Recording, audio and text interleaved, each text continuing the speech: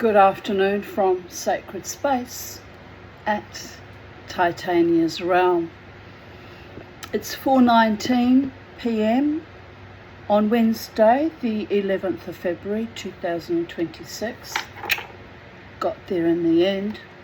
It's a scathing hot day, 32 degrees was the maximum today. Feels more like 35, but semantics. And yes, I've had a busy day. I went out this morning and I bought just a few bits and bobs and stocked up on washing powder and toilet paper and detergent and fly spray because I'm getting cockroaches again, which is not pleasant. And I discovered just now when I went into my laundry that little maces have been coming in and biting into my bag of seeds, which I'm annoyed about. So I spent a bit of time cleaning that up and putting the remainder inside the buckets, and I'm going to have to try and keep them out of there. I don't think they can gnaw through the plastic buckets. They probably could if they make a lot of effort. I thought I saw a rat or a mouse the other day. I'm imagining it. Don't know, I was along a river in Africa. And because I don't have my doggy or my pussycats to keep them at bay, it's just ever so enticing. So I have to get into the habit in the late afternoon of putting the seeds away. I've just been putting them in the laundry, but that's no good. If there's mice in there, they can jump and they can get up on top and create all sorts of havoc.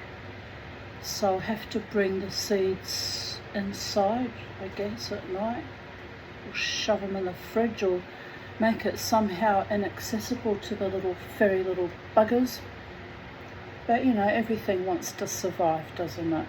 It's the cycle of life.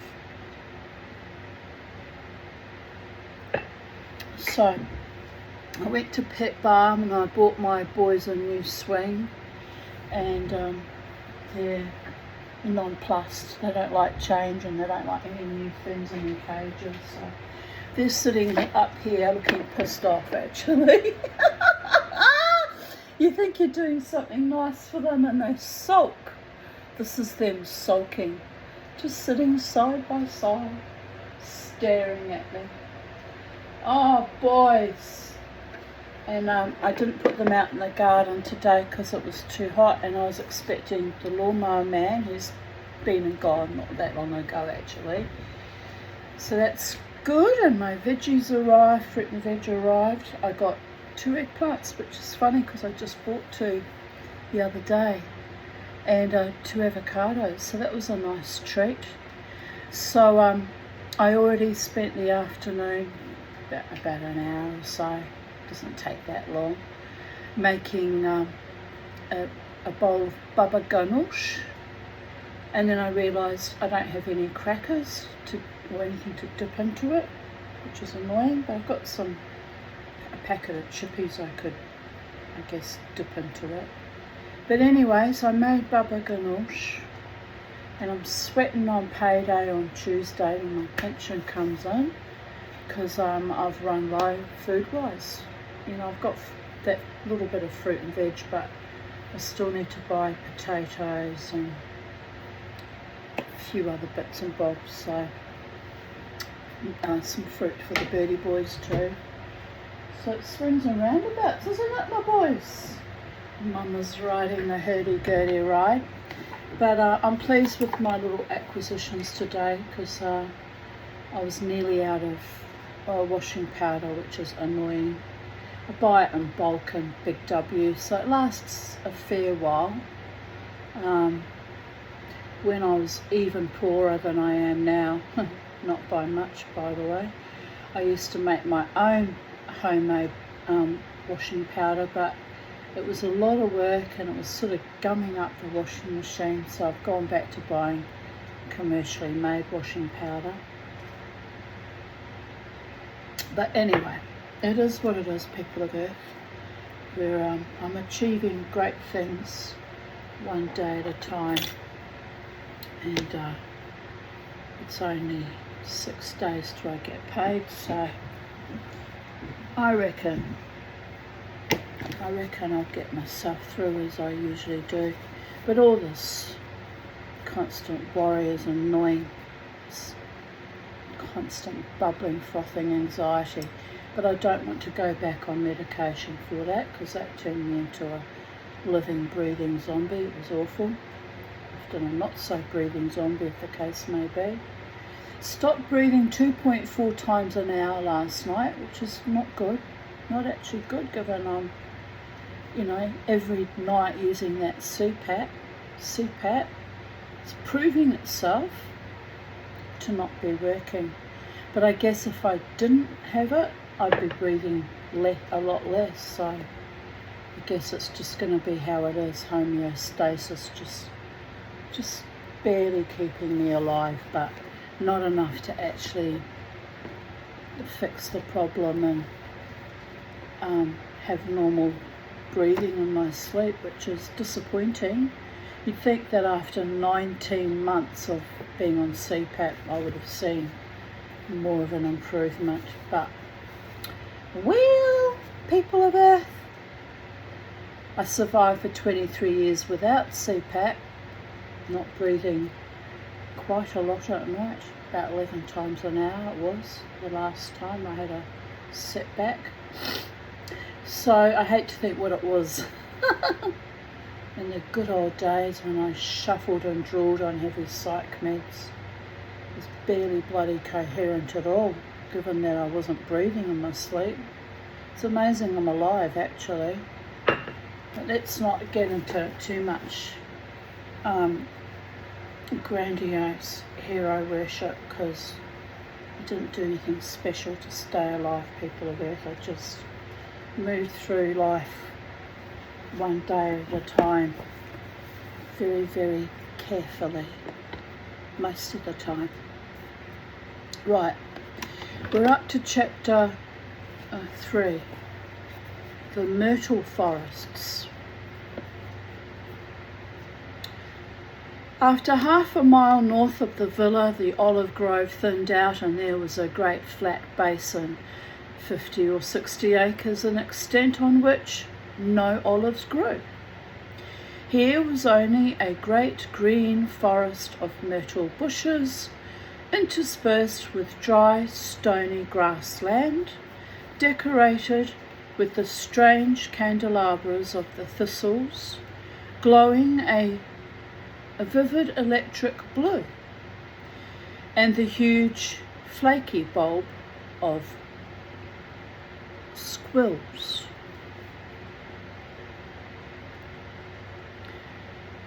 This was one of my favourite hunting grounds, for it contained a remarkable selection of insect life. Roger and I would squat in the heavily scented shade of the myrtle bushes and watch the array of creatures that passed us. At certain times of the day, the branches were as busy as the main street of a town. The myrtle forests were full of mantises some 3 inches long, with vivid green wings. They would sway through the myrtle branches on their slender legs, their wickedly barbed front arms held up in an attitude of hypocritical prayer, their little pointed faces with their bulbous straw eyes turning this way and that, missing nothing, like angular, embittered spinsters at a cocktail party.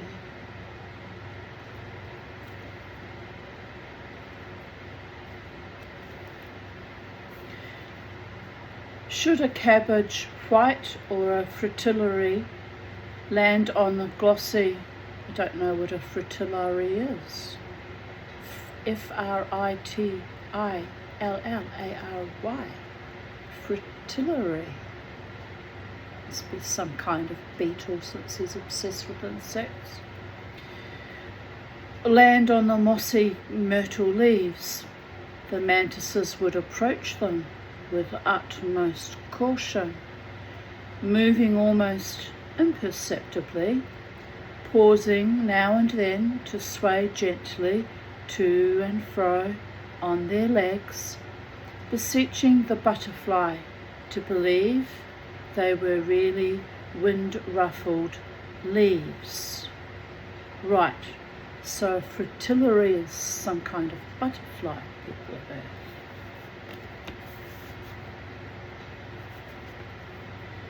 I once saw a mantis stalk and finally launch himself at a large swallowtail which was sitting in the sun, gently moving its wings and meditating.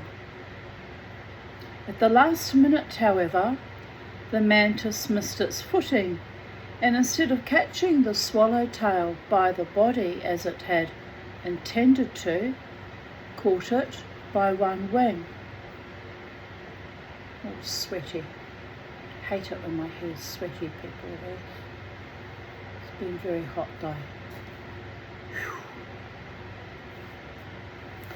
The swallowtail came out of its trance with a start and wrapped its wings so vigorously that it succeeded in lifting the forequarters of the mantis off the leaves. A few more vigorous flappings, and, to the mantis's annoyance, the swallowtail flew lopsidedly away with a large section missing from one wing.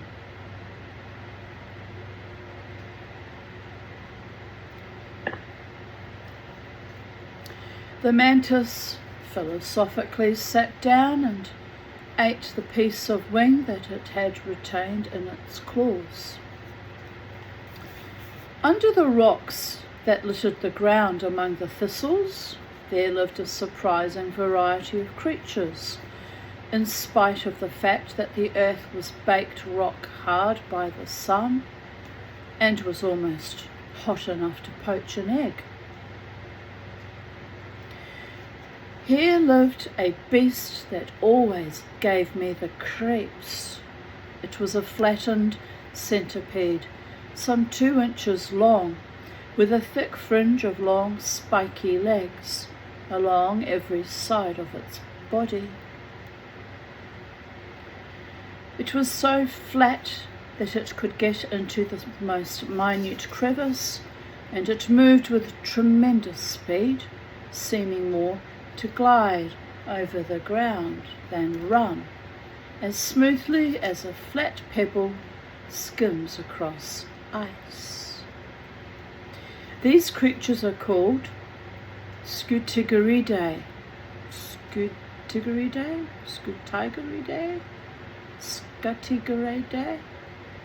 Let's go with the Latin. Scutigeridae. I just made that up. Sounds good, doesn't it, though?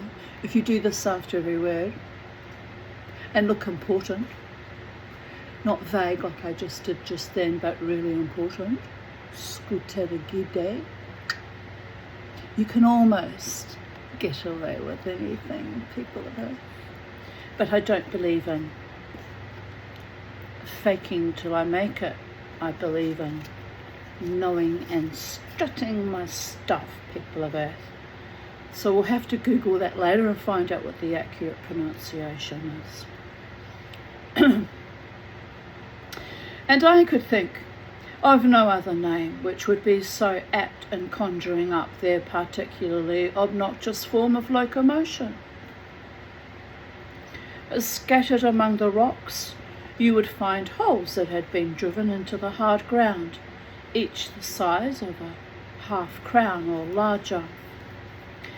They were silk-lined and with a web spread to a 3-inch circle around the mouth of the burrow. These were the lairs of the tarantulas, great, fat, chocolate-coloured spiders with fawn and cinnamon markings. I didn't know they had tarantulas in Corfu or in Greece. It's a bit of an astonishing thought. With their legs spread out, They covered an area perhaps the size of a coffee saucer. Ooh, it's very large. And their bodies, well, I keep my salt on block on it so it's all manky, but this is a sort of size.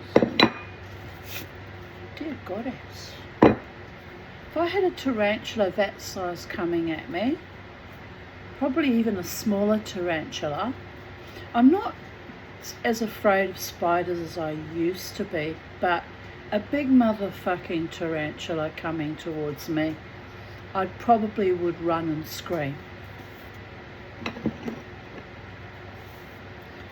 Although I've learnt that every creature in its own inimitable and individualistic way has a soul and its own sentience. I have learnt that over many near deaths, people of Earth. So I guess I'd probably just say, it's very nice that you're coming to see me, tarantula, but I prefer it if you go that away and I'll go this away, and neither of us will enmesh our energies and bother each other too much. Sometimes you just have to be reasonable about things and explain that you find them terrifying and perhaps they might like to go in another direction. Can't hurt. First communicate before you turn to bloodthirsty, cold-blooded murder. Hope that works for the aliens when they finally come down to Earth from wherever they allegedly are. You know, free floating on 3i Atlas, or some other weirdness, people of Earth. Communication is the key though. We come in peace, calling occupants of interplanetary craft, and all that jazz. And then they all scream and complain when they actually come and have a look at us. It's like, well, you invited them. Have you no couth? You invite them and then you don't want to deal with them when they come here. It's just rude, isn't it? I find that very astonishingly rude. Certainly no way to conduct yourself across the multiverses. Hospitality is very important. It's even written into the Torah. Well, at the moment, on the subject of hospitality, the turkeys are fighting over the food I gave them. It's a bit odd. A bit odd indeed. Right. With their legs spread out, they covered an area perhaps the size of a coffee saucer, and their bodies were about the size of half a small walnut.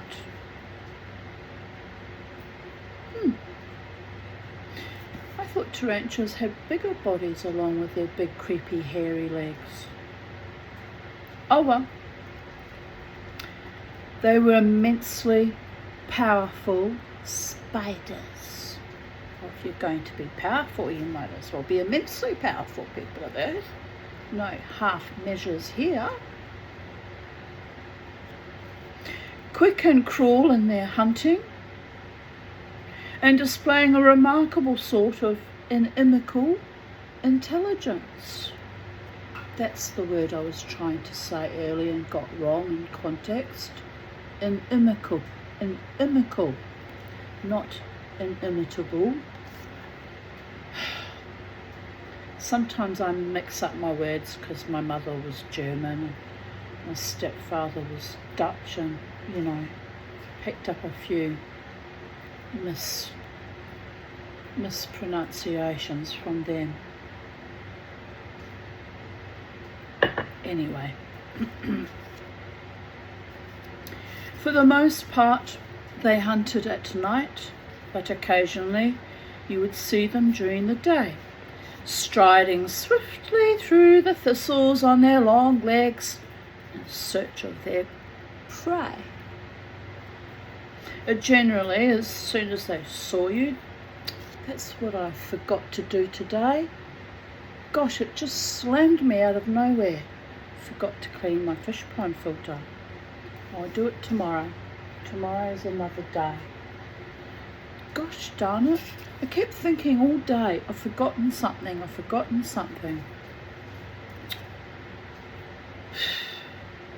And then I was washing my air fryer and it fell off my kitchen bench and the handle bloody snapped. So then I kept forgetting to go out and get the tape because I decided to tape it on because glue won't stand up to the immense heat from the fryer. Quite frankly, I probably need a replacement bloody air fryer and I haven't had it that long, so I'm annoyed about that, people are there. But anyway, I taped it on with this heavy duty tape because it's only the outside, just the handle. It should be okay. But I'm just annoyed how I get something and I use it a few times and it breaks, or I manage to break it. Like, it's very bloody annoying. Very annoying. But anyway, that was another thing. It took me a while to organise myself to get out there and get the tape. Kept going backwards and forwards. Overwhelmed by the heat, forgetting what I was going out there for to the laundry. That's how I discovered the mices have been busy with the food sack of grain for the birds. Well, anyway. Generally, as soon as they saw you, the tarantulas, searching for their prey, they would scuttle off and soon be lost among the myrtles. But one day I saw one who was so completely absorbed that he let me approach quite close. He was some 6 or 7 feet away from his burrow, and he was standing halfway up a blue thistle, waving his front legs and peering about him, reminding me irresistibly of a hunter who had climbed up a tree in order to see if there was any game about. He continued to do this for about 5 minutes, while I squatted on my haunches and watched him. Presently, he climbed carefully down the thistle and set off in a very determined manner. It was almost as though he had seen something from his lofty perch, but searching the ground around, I could see no sign of life, and, in any case, I was not at all sure that a tarantula's eyesight was as good as all that. Now listen here, boys. Mama spent money on you today. And then I bought, in Big W, because I couldn't get the seagrass matting to replace what they chewed up on that other swing, right? Which was annoying. You'd think they'd have replacements in the pet shops where they sell these things. So when I went to Big W to buy the washing powder and stuff, I bought a woven bulrush from Vietnam, actually, natural placemat, and I cut it up into pieces and stitched it on with string to replace the one that was missing its matting. Don't know how long that will last because the little buggers chew and rip it all up, but I got 3 pieces out of one placemat, so if they chew this one up, I'll have 2 more pieces, and I've got another placemat because I bought 2 for when they've finished chewing all that up, so I should be able to keep it going for a while. Thought that was very clever of me and creative and thinking outside the box. Pleased with myself, how I managed to laterally work things out these days, people are like. Anyway, now the little buggers won't go on their swings. They don't like any change in their cages at all. They're very peeved with me. Go on, go play on your new swings that Mama made for you. Well, I didn't make it. Hung up for you and fixed the base on it. No appreciation for anything I do. None. Ungracious birds. ungrateful, spoilt birds. She says, we're not, Mama. We just have anxiety. We have anxiety and we don't like change. I get it. I don't like change much either. You're my pretty boys. What a handsome boy. You're so pretty. Look at such a pretty boy. Yeah. Yes. Handsome boys. Right, let's continue on with the story, people there.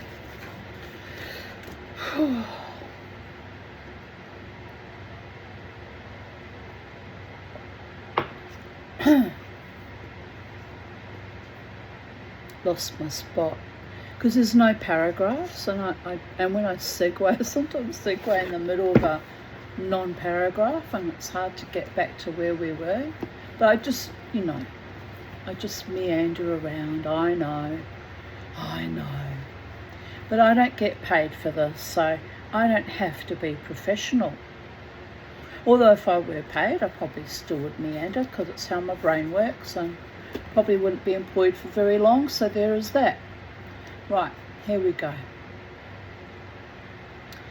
I was not all that sure that a tarantula's eyesight was as good as all that.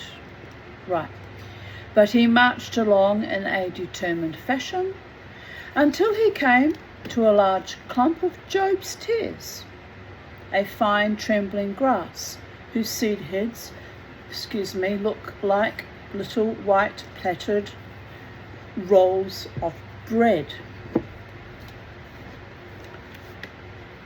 Going closer to this, I suddenly realized what the tarantula appeared to be after, for under the delicate fountain of white grass there was a lark's nest. It had 4 eggs in it, and one of them had just hatched, and the tiny pink downy offspring was still struggling feebly in the remains of the shell.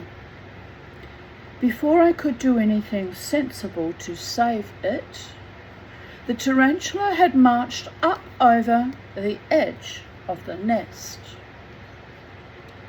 He loomed there for a moment, monstrous and terrifying, and then swiftly he drew the quivering baby to him and sank his long curved mandibles into its back.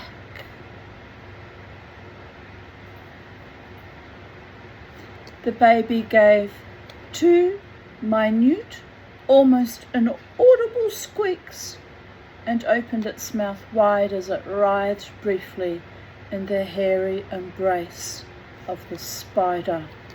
What a dreadful welcome to being born and hatched. Welcome to the world, baby. It's a bit like the Epstein files, isn't it? It's all disgusting.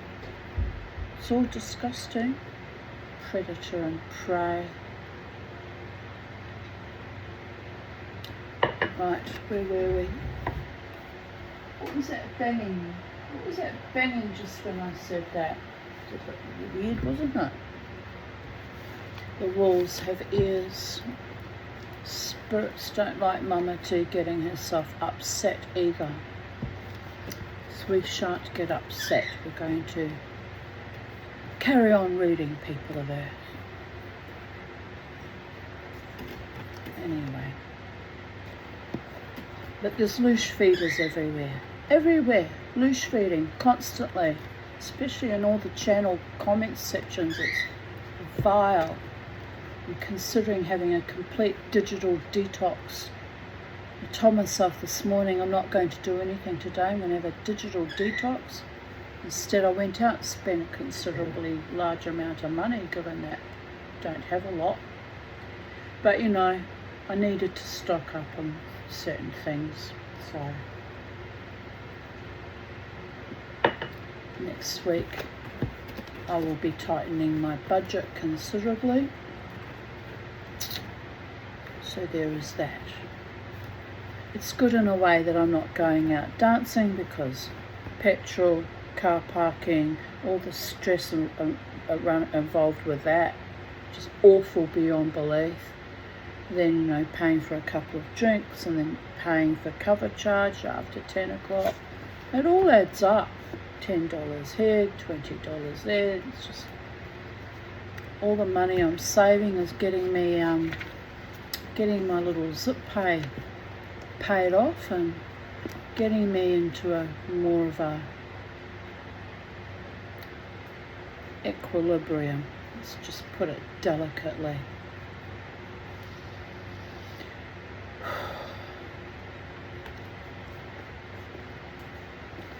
The poison took effect, and it went rigid for a brief moment, and then hung limply.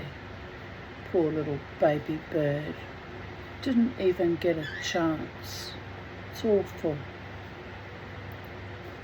The spider waited, immobile, till he was certain the poison had done its work, and then he turned and marched off, the baby hanging limply from his jaws. He looked like some strange, leggy retriever bringing in his first grouse of the season.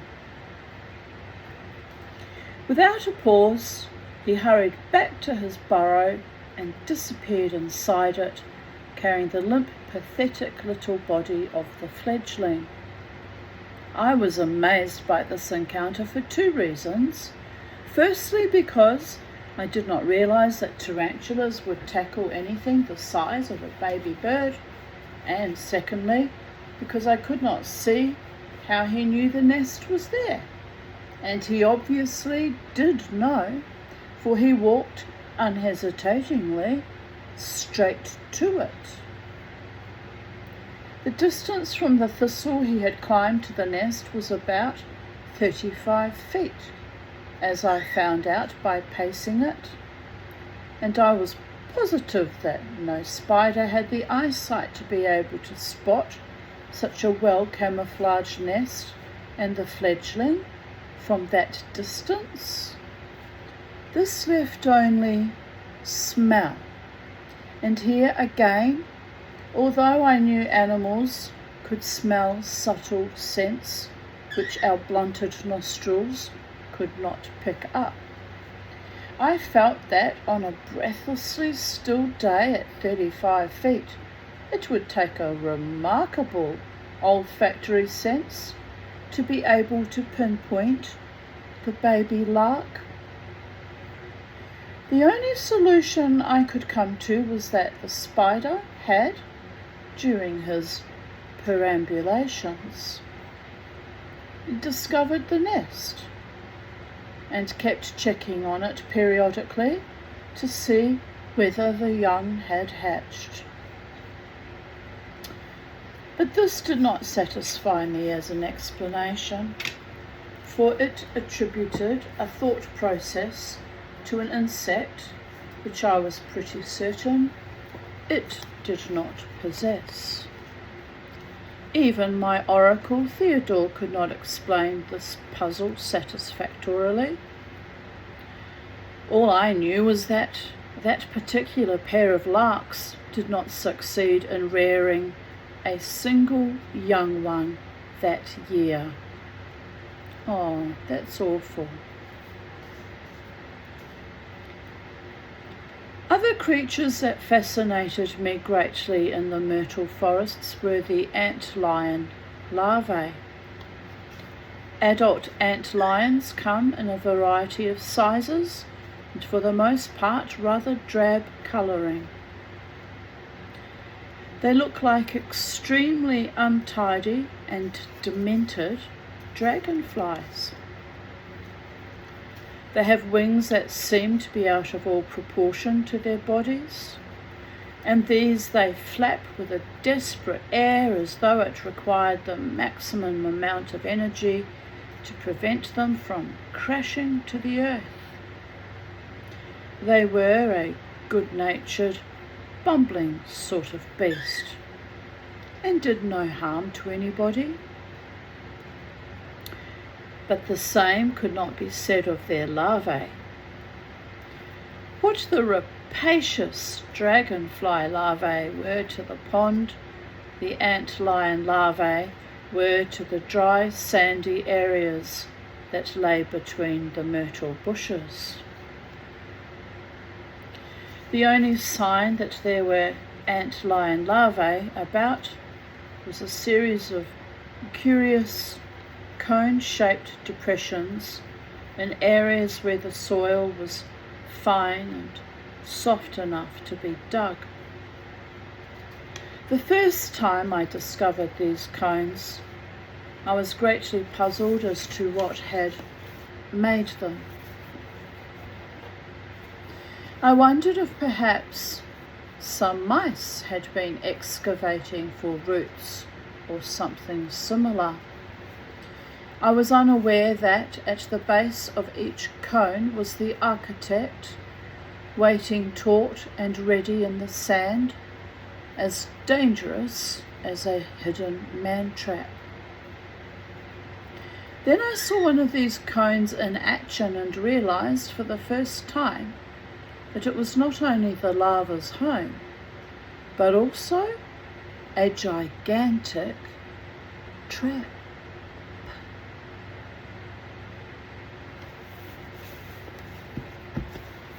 An ant would come trotting along. I always felt they hummed to themselves as they went about their work. It might be one of the little busy black variety, or one of the large red solitary ants that staggered about the countryside with their red abdomens pointing to the sky for some obscure reason, like anti-aircraft guns. Whichever species it was, if it happened to walk over to the edge of one of the little pits, it immediately found that the sloping sides shifted so that it very soon started to slide down towards the base of the cone. It would then turn and try to climb out of the pit, but the earth, all sand, would shift in little avalanches under its feet. As soon as one of these avalanches had trickled down to the base of the cone, it would be the signal for the larva to come into action. Suddenly the ant would find itself bombarded with a rapid machine gun fire of sand or earth, projected up from the bottom of the pit with incredible speed by the head of the larva. With the shifting ground underfoot and being bombarded with earth or sand, the ant would miss its foothold and roll ignominiously down to the bottom of the pit. Out of the sand with utmost speed would appear the head of the ant-lion larva, a flattened, ant-like head with a pair of enormous curved jaws like sickles. These would be plunged into the unfortunate ant's body, and the larva would sink back beneath the sand, dragging the kicking and struggling ant with it to its grave. As I felt the ant-lion larvae took an unfair advantage over the dim-witted and rather earnest ants, I had no compunction in digging them up when I found them, taking them home and making them hatch out, eventually in little muslin cages, so that, if they were a species new to me, I could add them to my collection.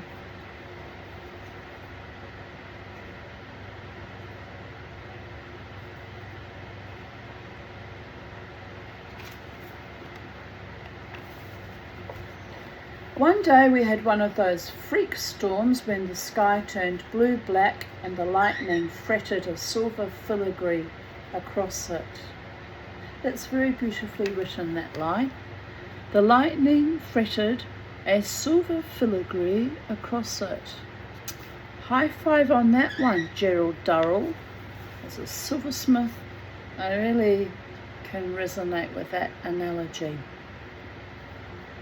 Well, a self-taught silversmith anyway. There's still a lot to learn, by the way.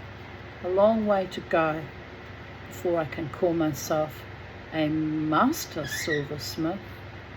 Let's not get too bloody pretentious about things, people of Earth. But you know what I mean, don't you? It's a powerful illusion.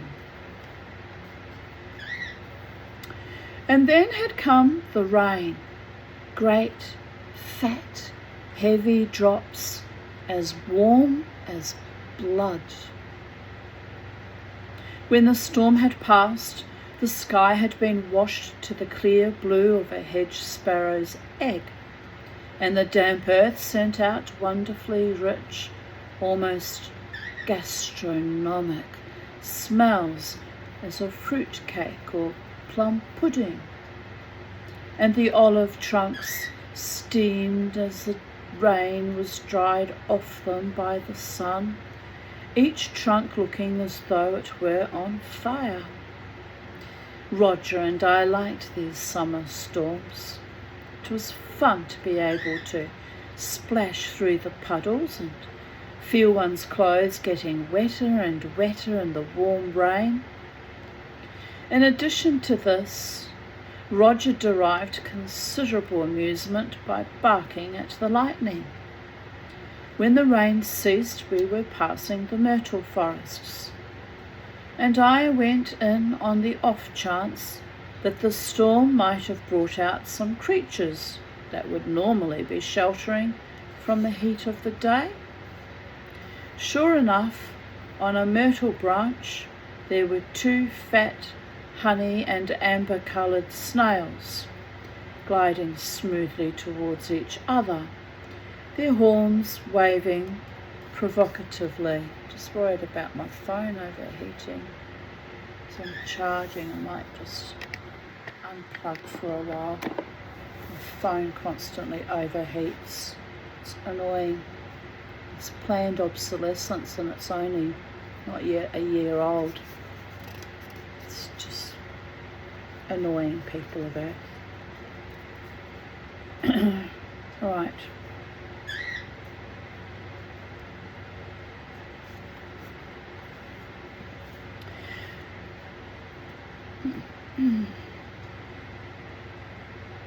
Normally I knew in the height of the summer these snails would aestivate. They would attach themselves to a convenient branch, construct a thin paper-like front door over the mouth of the shell.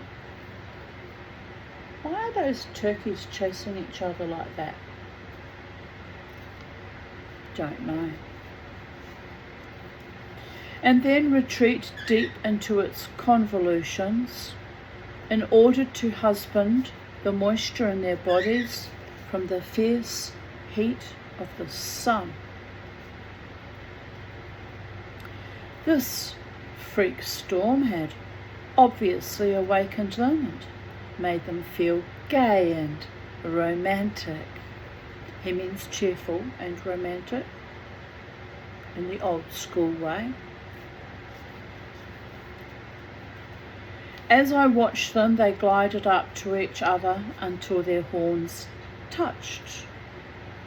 Then they paused and gazed long and earnestly into each other's eyes.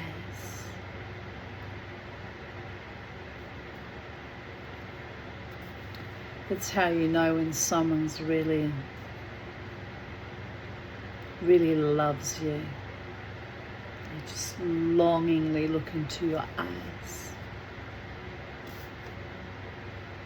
Sometimes it can get a bit creepy too, if truth be known.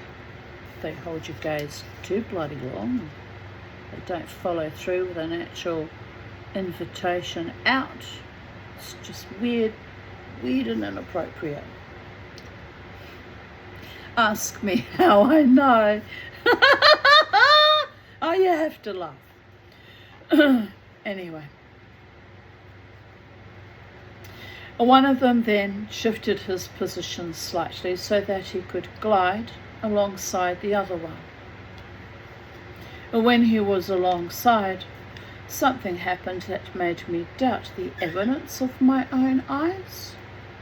From his side, and almost simultaneously from the side of the other snail, there shot what appeared to be two minute, fragile white darts, each attached to a slender white cord.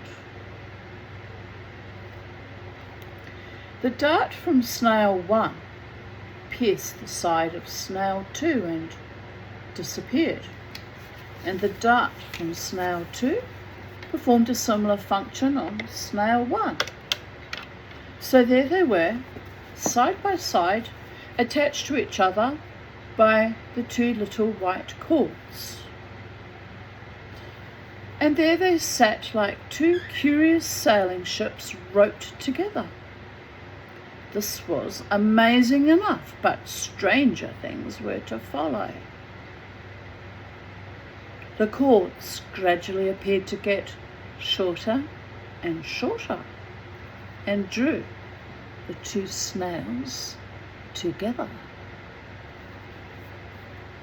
Peering at them so closely that my nose was almost touching them, I came to the incredulous conclusion that each snail, by some incredible mechanism in its body, was winching its rope in, thus hauling the other until presently their bodies were pressed tightly together. I knew they must be mating, but their bodies had become so amalgamated that I could not see the precise nature of the act. They stayed rapturously side by side for some 15 minutes, and then, without so much as a nod or a thank you, they glided away in opposite directions, neither one displaying any signs of darts or ropes, or indeed any sign of enthusiasm at having culminated their love affair successfully. I was so intrigued by this piece of behaviour that I could hardly wait until the following Thursday, when Theodore came to tea, to tell him about it. Theodore listened, rocking gently on his toes and nodding gravely, while I graphically described what I had witnessed. "Aha," he said when I had finished. "You were, extremely lucky to see that. I have watched any number of snails and I have never seen it." I asked whether I had imagined the little darts and the ropes. No, said Theodore, that's quite correct. The darts are formed of a sort of calcium-like substance, and once they have penetrated the snail, they, disappear, dissolve. It seems there is some evidence to think that the darts cause a tingling sensation, which the snails apparently find pleasant. Gives a whole new meaning to going out playing darts, doesn't it? It's not quite the same though. Not quite the same. Dear Goddess, thankfully not. You'd never want to play darts again at this 15-minute conjugation. No, it is the same. It's exactly the same. Never mind. Don't mind me. I just see the silly side of things sometimes.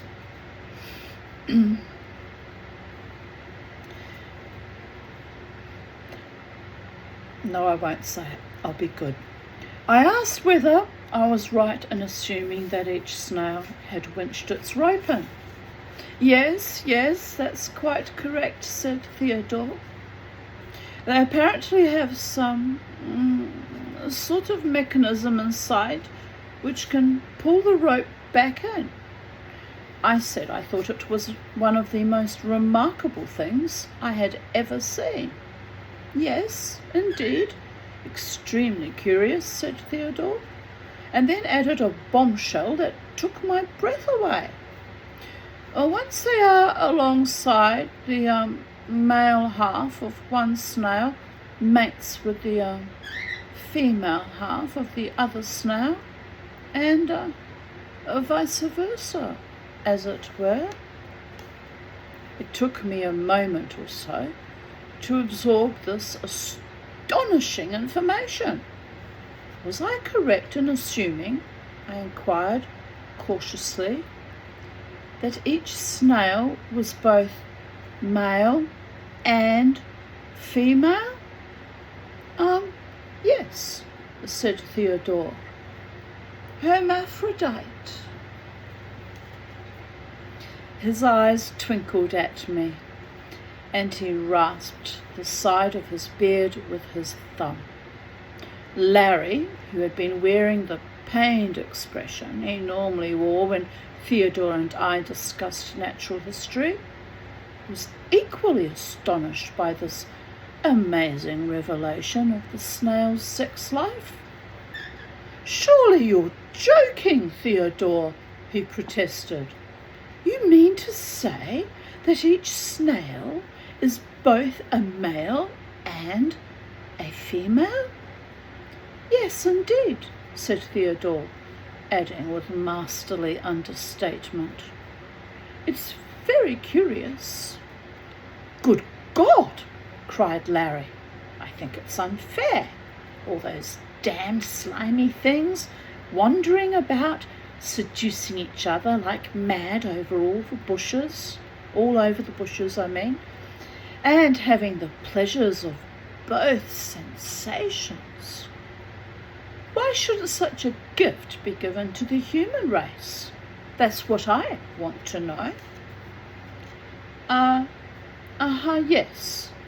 But then you would have to lay eggs, Theodore pointed out. True, said Larry. But what a marvellous way of getting out of cocktail parties. I dreamt I was at a cocktail party last night with Rachel and Michael West, whom I don't even really know in person. They're friends of Juddy from Ramjet, Juddy Jeffs, and they used to come regularly, to the Brooklyn Standard while I was doing my mad, joyous, triumphant, rebellious mosh, and sometimes they would smile indulgently at me, and other times they would just ignore me, and I wasn't bothered either way, because they were never introduced to me, and they were never overly friendly. They weren't nasty, don't get me wrong, they weren't nasty or rude to me, but they were just aloof drama, did their own thing, I did my own thing. And the only reason I know their names is because on the Facebook page I commented once that Michael had this thing where towards the end of the night when they were playing the heavier music, there's a very tall man with beautiful long black hair.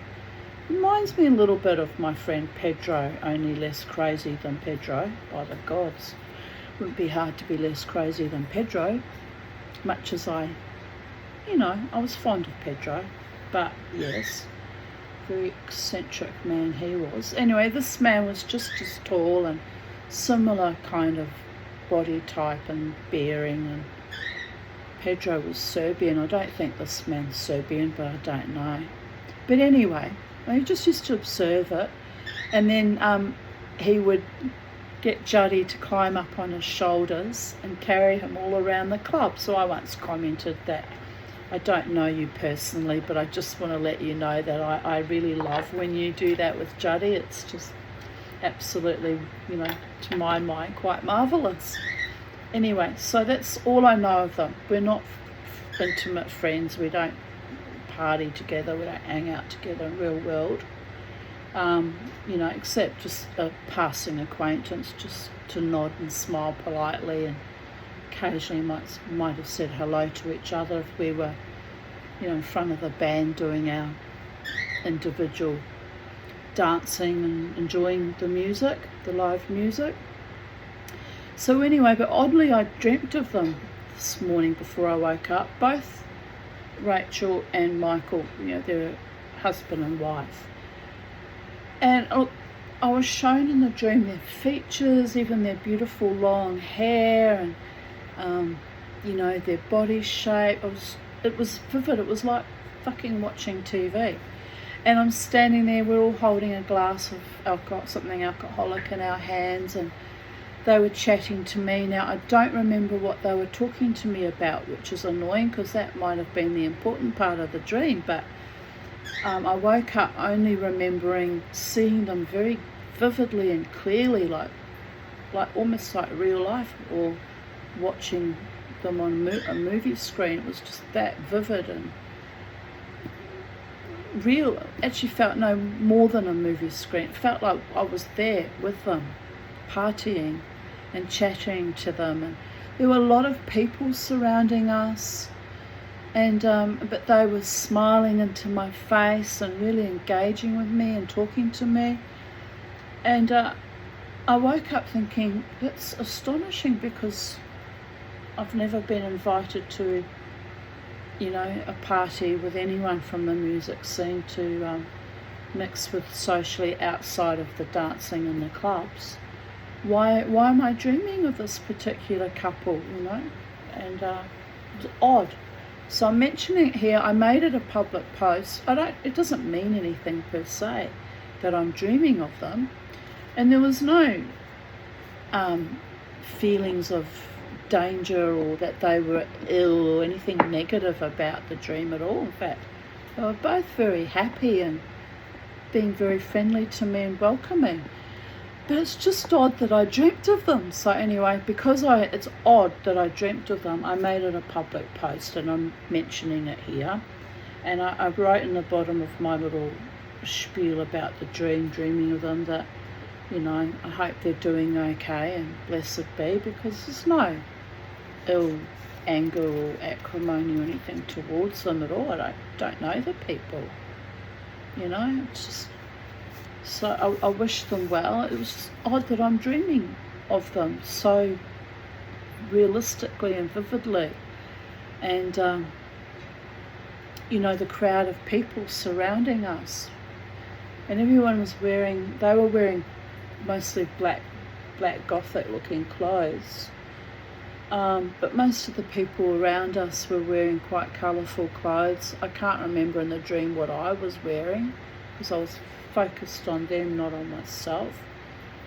But it was just so astonishing that I actually wrote it down, because it doesn't necessarily, there was no message attached to it about them, or to gift to them personally. But yeah, just that they came to me in my dreams last night vividly, and it was friendly and inclusive and salubrious. We were drinking and kind of moving to the music together, and it was very sweet. So there you go, people of Earth. That got triggered because it's the first time mention of a cocktail party. I thought, do I want to talk about that on YouTube, in front of my YouTube audience and subscribers? But it's synchronicity, it keeps being mentioned, so it's important that I acknowledge that dream, even just to appease my own subconscious that dredges up these things that I don't know what the message is. There was no message other than happiness and dancing and feeling included and welcomed, and joining in, and inclusivity and friendship and sweetness. I guess that's the message. So carry on, people of Earth. Right, true, said Larry, but what a marvellous way to get out of cocktail parties. I'm terribly sorry I can't come, you would say. I've got to sit on my eggs. Theodore gave a little snort of laughter. But snails don't sit on their eggs, he explained. They bury them in damp earth and leave them. The ideal way of bringing up a family, said Mother, unexpectedly but with immense conviction.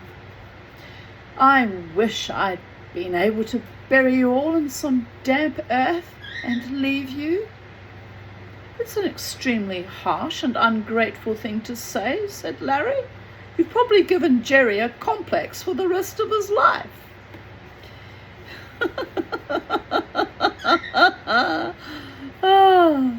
But if the conversation had given me a complex, it was one about snails, for I was already planning vast snail hunting expeditions with Roger, so that I could bring dozens of them back to the villa and keep them in tins, where I could observe them shooting their love darts at each other to my heart's content. But in spite of the fact that I caught hundreds of snails during the next few weeks, kept them incarcerated in tins, and lavished every care and attention on them, even gave them simulated thunderstorms with the aid of a watering can. I could not get them to mate. It's because they probably need a real thunderstorm. It's probably got to do with the barometric pressure or the feeling of release. Mama T does love a good thunderstorm when she can get one. Just saying. Right.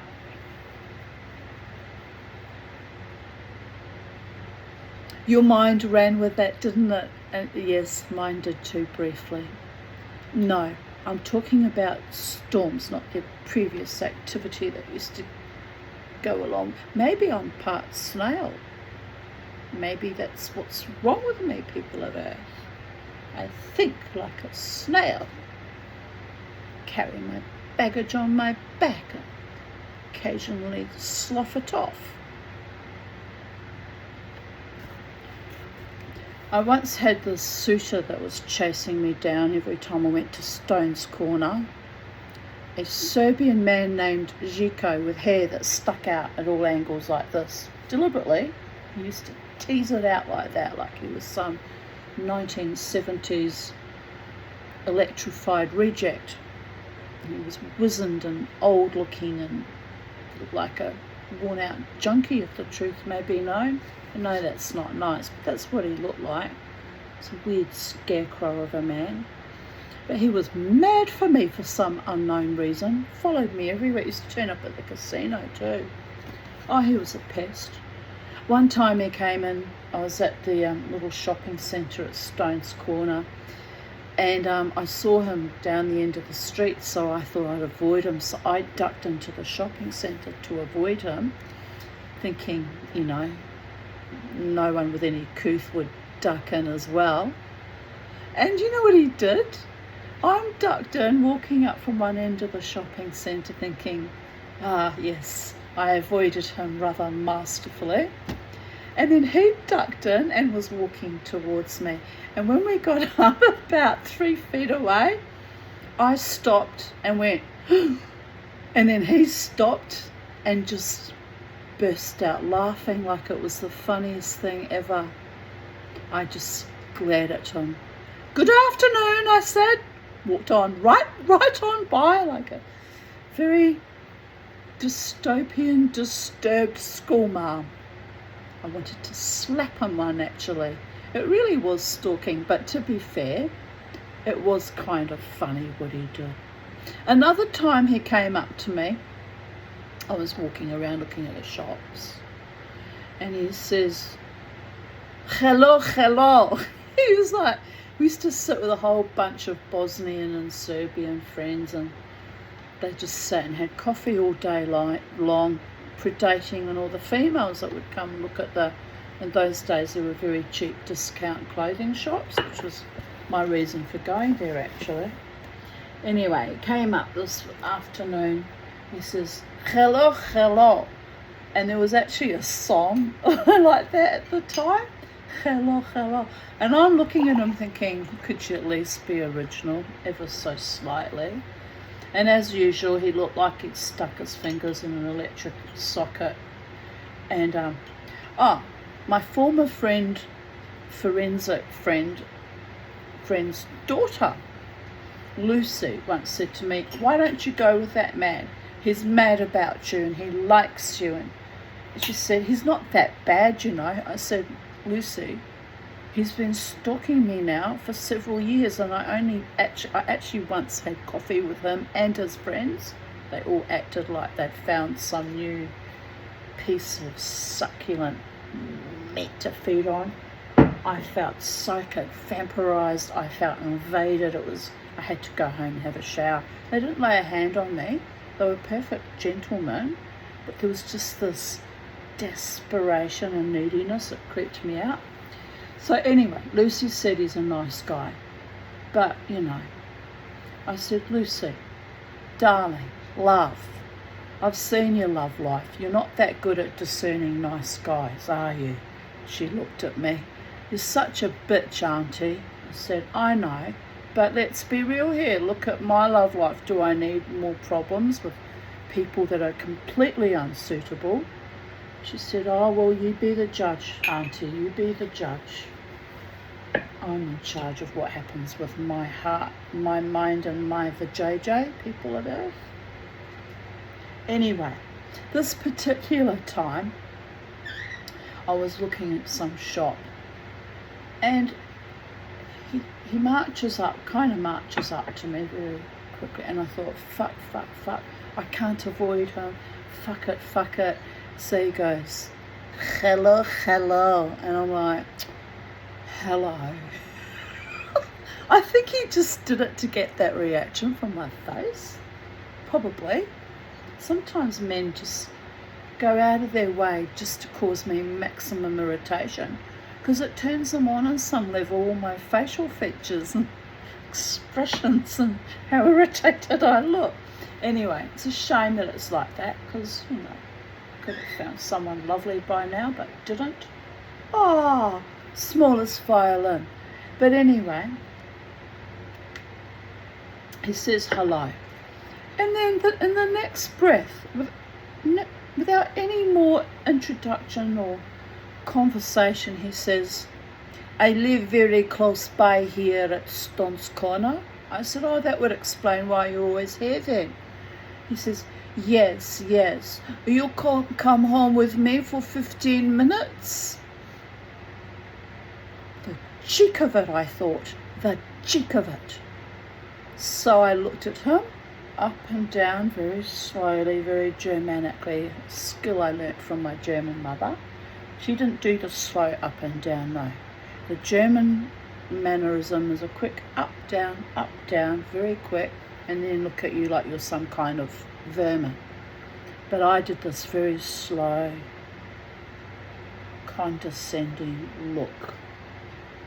And then I looked at him in his eyes, and he's smiling excitedly, thinking, she's lonely, she's desperate, she will give me one, you know. This was their mentality. They really think like that. It's repulsive. So anyway, I looked at him in his face and I said, Ajika, darling, I go home with a no man for 15 minutes. What? He says. What? I says, yes, darling. For me, you would need, at the barest minimum, half an hour. I burst out laughing and I flounced off. Half an hour. It was actually comical. Yes, it was very comical. I never went home with him, you understand, because it was comical, but he was too triggering. He was just too desperate. It was just too annoying. What did he say to me one time? I worked as a waiter in Italy. I am very experienced in hospitality. You and I will start a business. I'm like, where is he getting these fantasies about me having some kind of relationship with him, up to and including a business relationship? It was just odd, the whole thing. But anyway, no harm, no foul, but very lucky escape from that situation. But it got weird when Lucy was even trying to get me to hook up with him. I was like, Lucy, you love him that much, you have him, darling. She said, he's old enough to be my grandfather. I went, well, he's old enough to be, looks old enough to be mine too. It's like, by the gods. Anyway.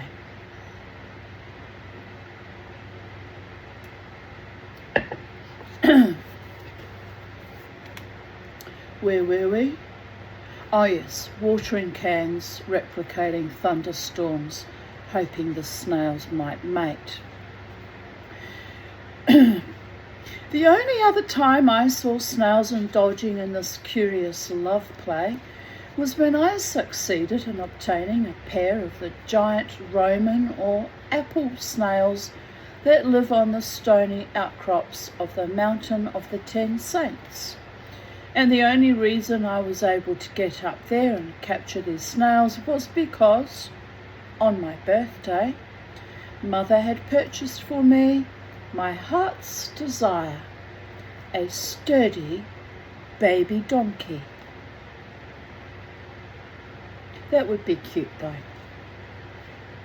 Although ever since we arrived in Corfu, I had been aware that there were vast quantities of donkeys there. Indeed, the entire agricultural economy of the island depended on them. I had not really concentrated on them until we had come to Katerina's wedding. Here a great number of the donkeys had brought with them their babies, many of them only a few days old.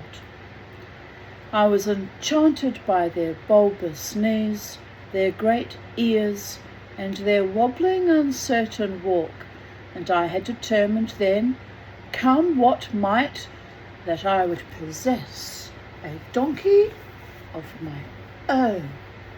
It's very possessive, our Jerry, isn't he? I've made that observation before. Very possessive. It's like the Chico of the animal world. I want, I must have. Hello. No offence to other Serbian gentlemen who have couth, mind you. My friend Predrag, he had couth, darling. He was a well-brought-up maniac. He was eccentric and mad as a meat-axe, and possibly could have ended up being a serial killer or something. Even Gail used to joke, we're going to see the axe murderer. I said, you got that from that movie, I Married an Axe Murderer. She said, yes, but every morning he wakes up, he wants to kill himself. And I was like, get your own material. We would talk to him to his face like that, and about him, and it was actually hilarious. Predrag. But everyone called him Pedro. Oh, going to Greenbank Carousel in the back of Gail's tiny car with Predrag in the front seat. He was 6'4", with his knees curled up to his chin, trying to fit in the car. Me in the back seat, winding him up. That was delightful. We used to have so much fun. And sometimes I miss Predrag. I do. He was off his nut most of the time when he was out with us, but honestly, he could be funny. And we were both Aries, so we would just spark off each other. It was quite comical. Anyway, yes, good old Predrag. Anyway, carry on.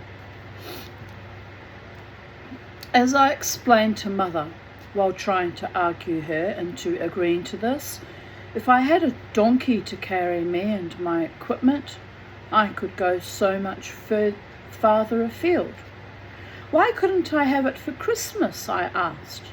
Because, Mother replied, firstly, they were too expensive, and secondly, there were not any babies available at that precise time. But if they were too expensive, I argued, why couldn't I have one as a Christmas and birthday present? I would willingly forego all other presents in lieu of a donkey. Mother said she would see, which I knew from bitter experience generally meant that she would forget about the matter as rapidly and as comprehensively as possible. As it got near to my birthday, I once again reiterated all the arguments in favour of having a donkey. Mother just repeated that we would see.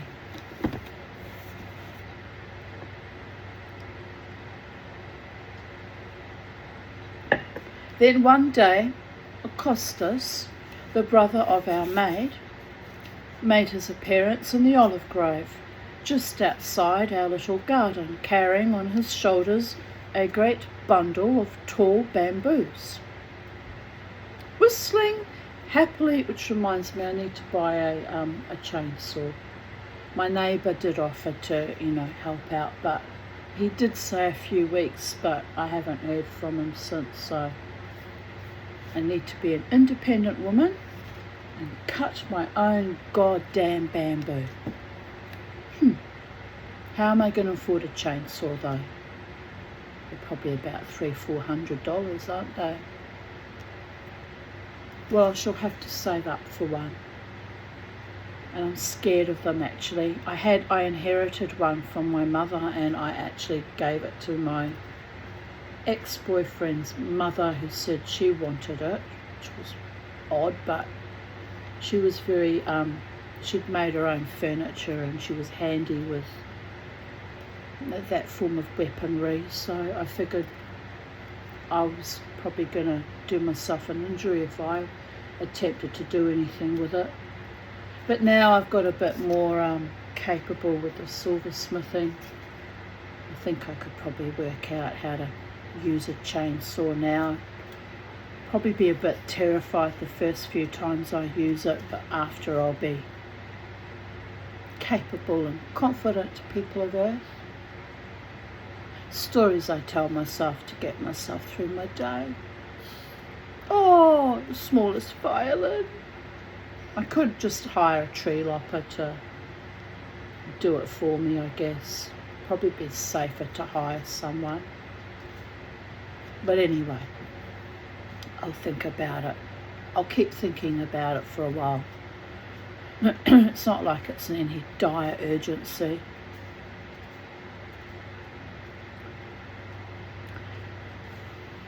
Mother said she would see, because he said he would willingly forego all other presents in lieu of a donkey.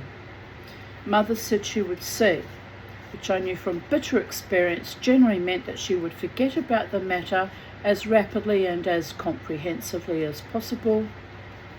As it got near to my birthday, I once again reiterated all the arguments in favour of having a donkey. Mother just repeated that we would see. Right, we were up to that. We were past that because I'm repeating things.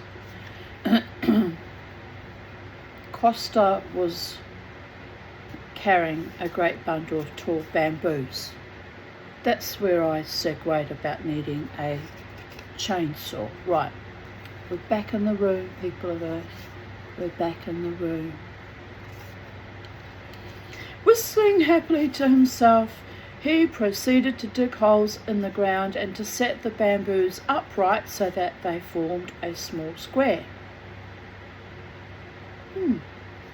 Peering at him through the fuchsia hedge, I wondered what on earth he was doing, so, whistling Roger, I went round to see. "I am building," said Costas, "a house for your mother." I was astonished. What on earth could Mother want a bamboo house for? Had she, perhaps, decided to sleep out of doors? I felt this was unlikely. What, I inquired of Costas, did Mother want with a bamboo house? He gazed at me wall-eyed. Who knows, he said, shrugging. Perhaps she wants to keep plants in it or store sweet potatoes for the winter. I thought this was extremely unlikely as well, but having watched Costas for half an hour, I grew bored and went off for a walk with Roger. By the next day, the framework of the bamboo hut had been finished, and Costas was now busy twining bundles of reeds between the bamboos to form solid walls and the roof. By the next day it was completed and looked exactly like one of Robinson Crusoe's earlier attempts at house building. Excuse me. When I inquired of Mother what she intended to use the house for, she said that she was not quite sure, but she felt it would come in useful. With that vague information, I had to be content. The day before my birthday, everybody started acting in a slightly more eccentric manner than usual. Larry, for some reason best known to himself, went about the house shouting "Tantivee" and "Tally-ho" and other hunting slogans. As he was fairly frequently afflicted in this way, I did not take much notice.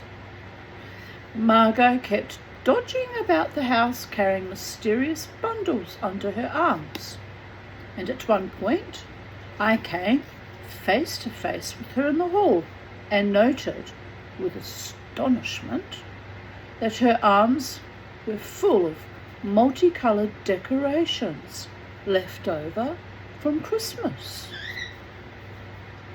On seeing me, she uttered a squeak of dismay and rushed into her bedroom in such a guilty and furtive manner that I was left staring after her with open mouth.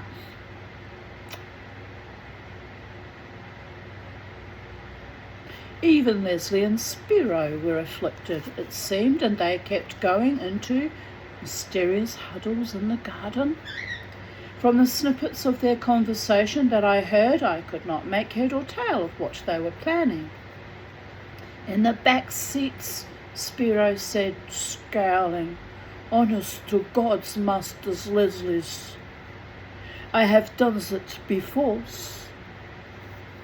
"Well, if you're sure, Spiro," Leslie replied doubtfully. "We don't want any broken legs or anything." Then Leslie saw me undisguisedly eavesdropping and asked me truculently what the hell I thought I was doing, eavesdropping on people's private conversations. Why didn't I go down to the nearest cliff and jump off? Feeling that the family were in no mood to be amicable, I took Roger off into the olive groves and for the rest of the day we ineffectually chased green lizards.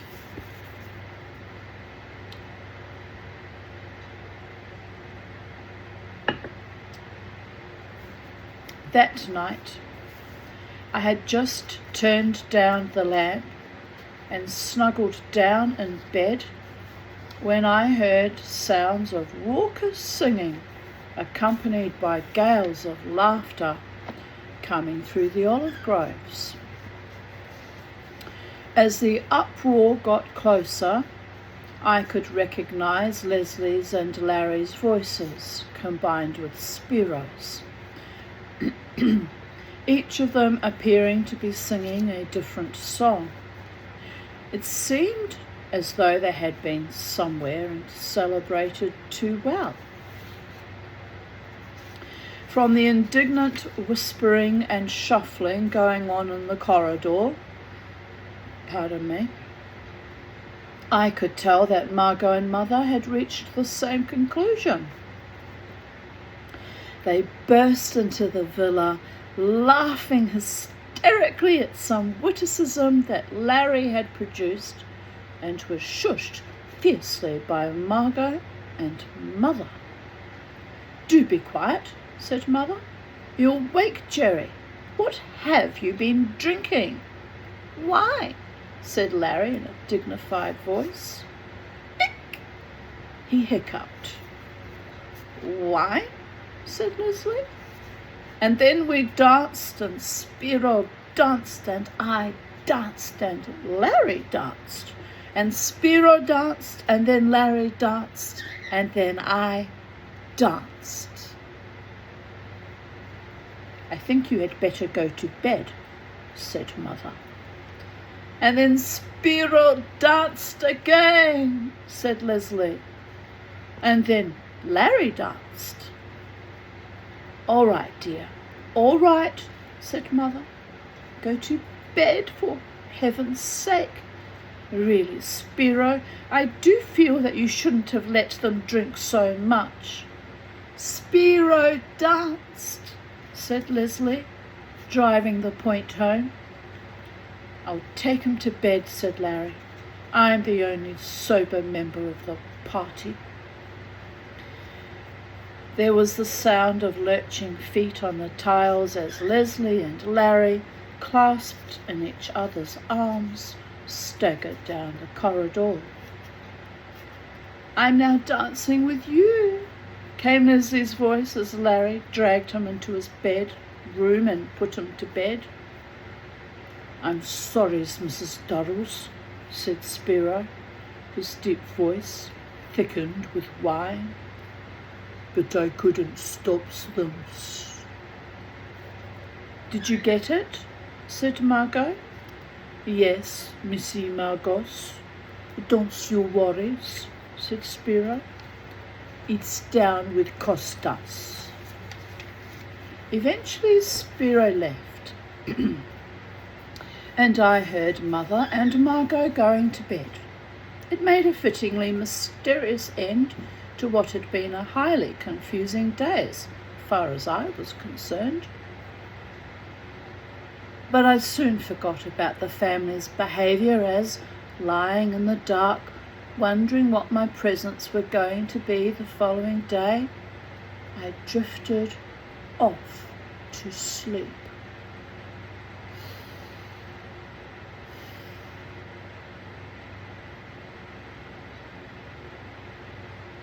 The following morning I woke and lay for a moment wondering what was so special about that day, and then I remembered it was my birthday. I lay there savouring the feeling of having a whole day to myself, when people would give me presents and the family would be forced to accede to any reasonable requests. I was just about to get out of bed and go and see what my presents were when a curious uproar broke out in the hall. "Hold its head! Hold its head!" came Leslie's voice. "Look out! You're spoiling the decorations!" wailed Margot. "Damn the bloody decorations!" said Leslie. "Hold its head!" Now, dears," said Mother, "don't quarrel. I really like their mother, like nothing phases her. She's just so chilled the fuck out." "Dear God," said Larry in disgust. "Dung all over the floor." The whole of this mysterious conversation was accompanied by a strange pitter-pattering noise, as though someone were bouncing ping-pong balls on the tile floor of the hall. What on earth, I wondered, was the family up to now? Normally, at this time, they were still lying semi-conscious groping bleary-eyed for their early morning cups of tea. I sat up. I was just thinking I should get an alpaca, but I'd need to build some kind of a shed or space to keep them safe from the neighbourhood dogs and wild beasts that killed the beautiful sheep that John got years ago. Oh, that was awful. So I've better think that one out again too. I don't want any slaughtered beautiful pet alpaca in my backyard. It'd be lovely though, and I could spin its fleece when it gets shorn once a year. Be lovely. Oh, smallest violin.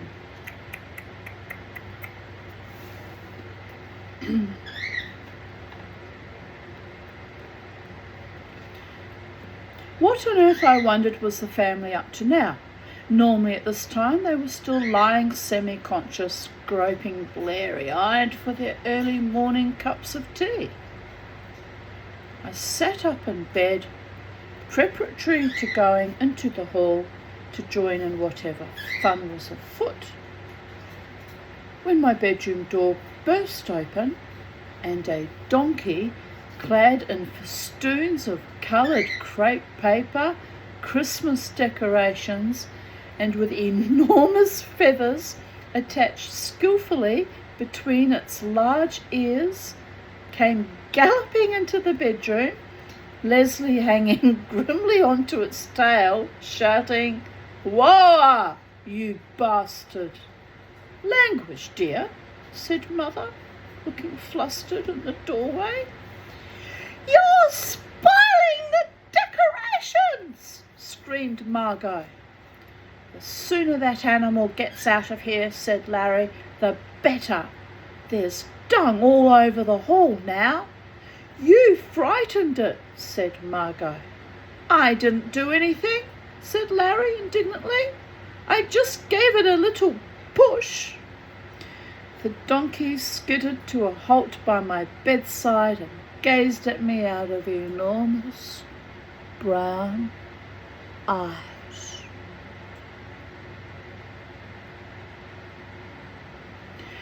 It seemed rather surprised.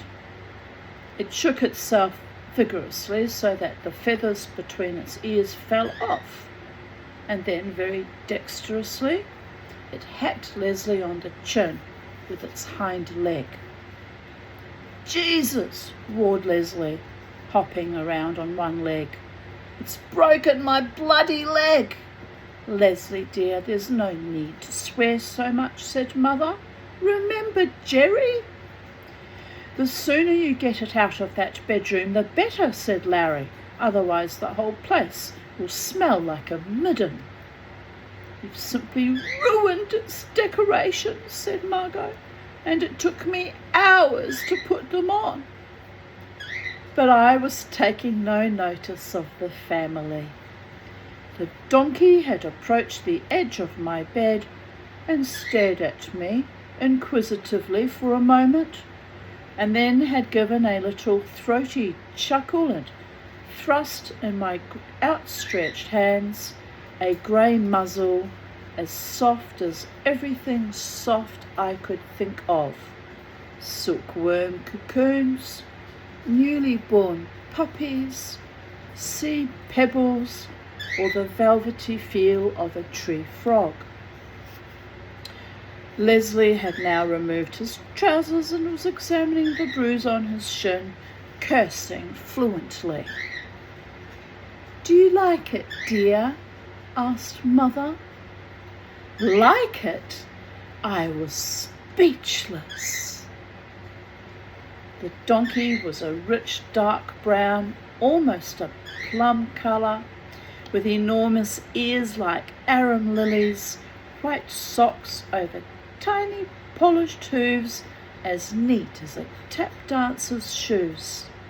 Running along her back was the broad black cross that denotes so proudly that her race carried Christ into Jerusalem, and has since continued to be one of the most maligned domestic animals ever. and round each great shining eye she had a neat white circle which denoted that she came from the village of Gasturi. "You remember Katerina's donkey that you liked so much?" said Margot. "Well, this is her baby." This, of course, made the donkey even more special. The donkey stood there looking like a refugee from a circus, chewing a piece of tinsel meditatively, while I scrambled out of bed and flung on my clothes. Where, I inquired breathlessly of Mother, was I to keep her? Obviously I couldn't keep her in the villa in view of the fact that Larry had just pointed out to Mother that she could, if she so wished, grow a good crop of potatoes in the hall. "That's what that house Costa's built is for," said Mother. I was beside myself with delight. What a noble, kindly, benevolent family I had, indeed. How cunningly they had kept the secret from me. How hard they had worked to deck the donkey out in its finery. Slowly and gently, as though she were some fragile piece of china, I led my steed out through the garden and round into the olive grove, opened the door of the little bamboo hut and took her inside. I thought I ought to just try her for size, because Costas was a notoriously bad workman. The little house was splendid, just big enough for her. I took her out again and tethered her to an olive tree on a long length of rope. Then I stayed for half an hour in a dream-like trance, admiring her from every angle while she grazed placidly.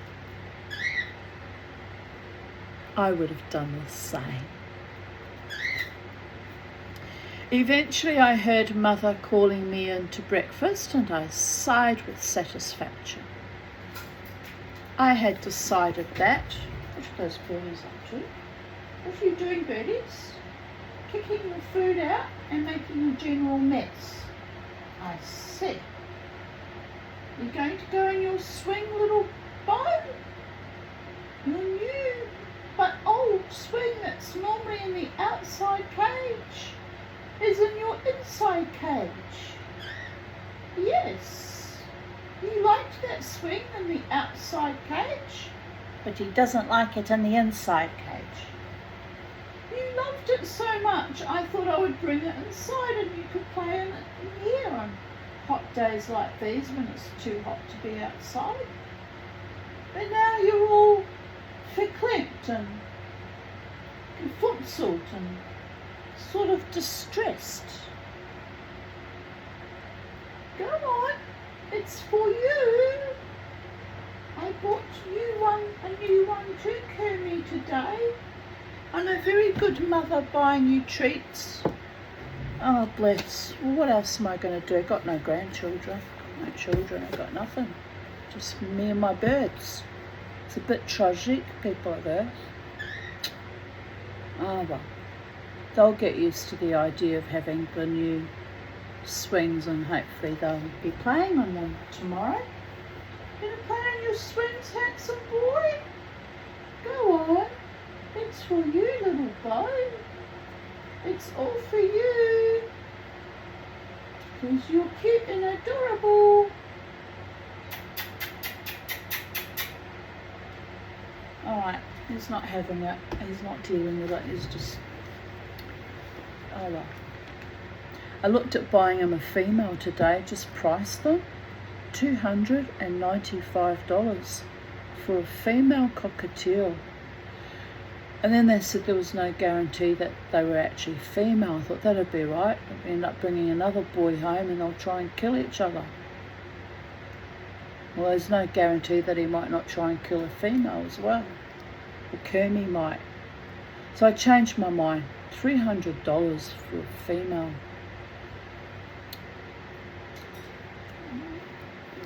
Sweetheart for my little boy birds. So I'll be thinking that one out again too.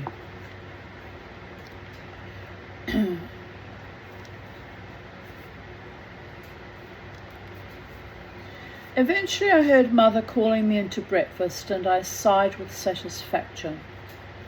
I had decided that without any doubt whatsoever, and without wishing in any way to be partisan. This donkey was the finest donkey in the whole of the island of Corfu.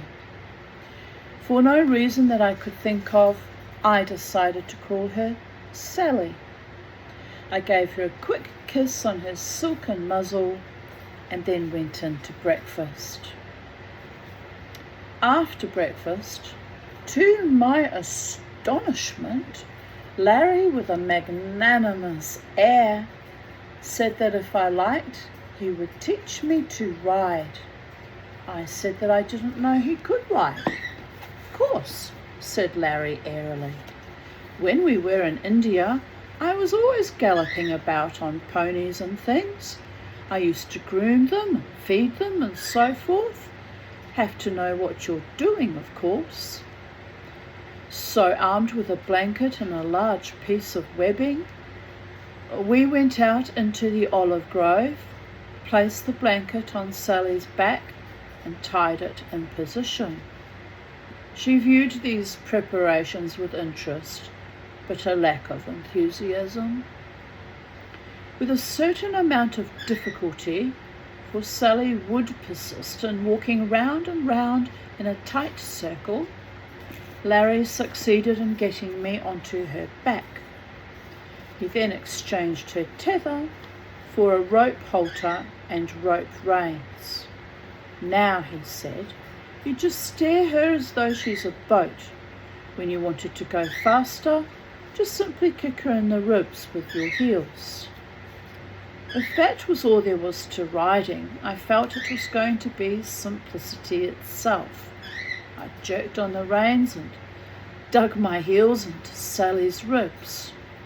It was unfortunate that my fall was broken by a large and exceptionally luxuriant bramble bush. Sally peered at me as I extricated myself, with a look of astonishment on her face. Perhaps, said Larry, you ought to have a stick, so then you can use your legs for gripping onto her, and you won't fall off. He cut me a short stick, and once again I mounted Sally. This time I wrapped my legs tightly round her barrel body and gave her a sharp tap with my switch.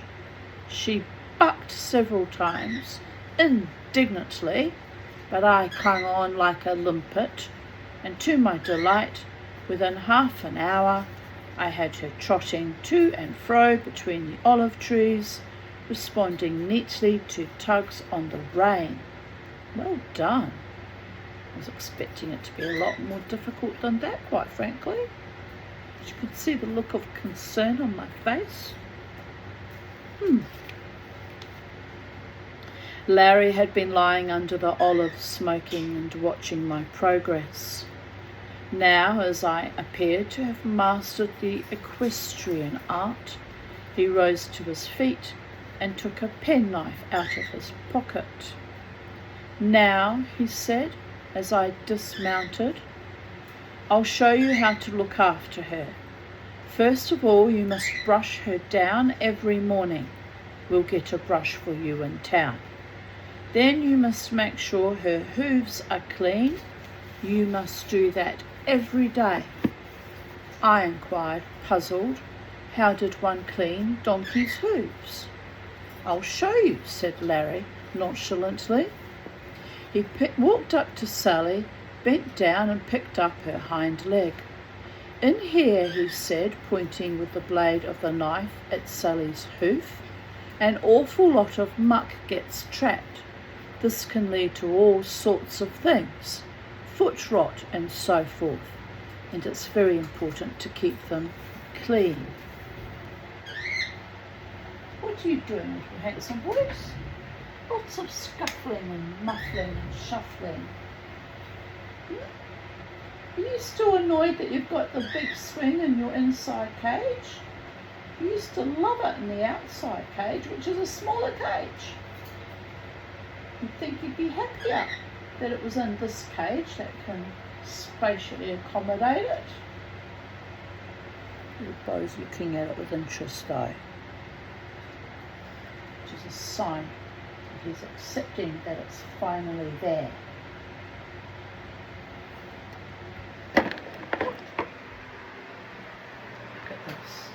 Look at this. What you doing, little Bo? What are you doing, Kermit? I'm getting used to the new arrangements in our cages, Mama T. They're getting a bit frantic because it's getting late in the afternoon. It's nearly their bedtime.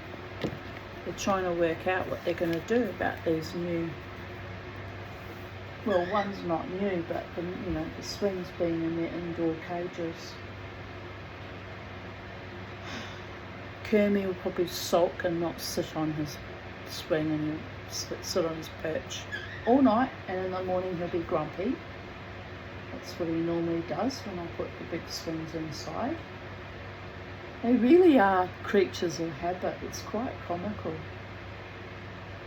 Bye! Bo, are you going to sit on your swing, Bo? Are you going to go on your swing? You like that swing? You've been chewing on it the last few days. Yes, you like it a lot. Just don't like it now. Don't like it in my sleeping cage. Mama T. You nudnik, you keep changing our environment, we keep having to adapt. Well, you need adaptations and change and keep your mind active.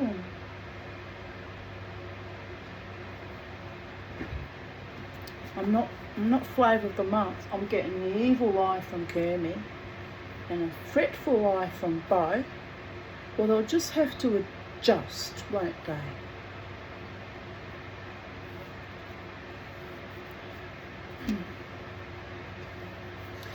What Larry had not realised was that donkeys in Corfu were unshod, and that, oh my God, don't. And that a baby donkey's hoof is still, comparatively speaking, soft and very delicate. So not unnaturally, Sally reacted as though Larry had jabbed her with a red-hot skewer.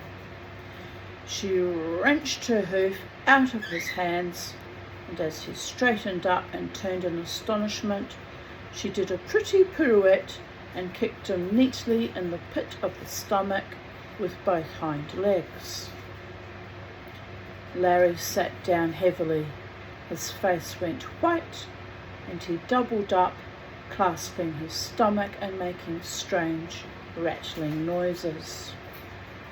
The alarm I felt was not for Larry, but for Sally, for I was quite sure that he would extract the most terrible retribution when he recovered. Hastily I undid Sally's rope and flicked her on the rump with a stick and watched her canter off into the olives. Then I ran into the house and informed Mother that Larry had had an accident. The entire family, including Spiro, who had just arrived, came running out into the olive grove, where Larry was still writhing about, uttering great sobbing, wheezing noises. "Larry, dear," said Mother, distraught, "what have you been doing?" "Attacked," gasped Larry between wheezes. "Unprovoked. Creature mad. Probably rabies. Ruptured appendix." It wasn't unprovoked, and he doesn't have a ruptured appendix, I don't think. With Leslie on one side of him and Spiro on the other, they carted Larry slowly back to the villa, with Mother and Margot fluttering commiseratingly and ineffectually around him. In a crisis of this magnitude involving my family, one had to keep one's wits about one, or all was lost.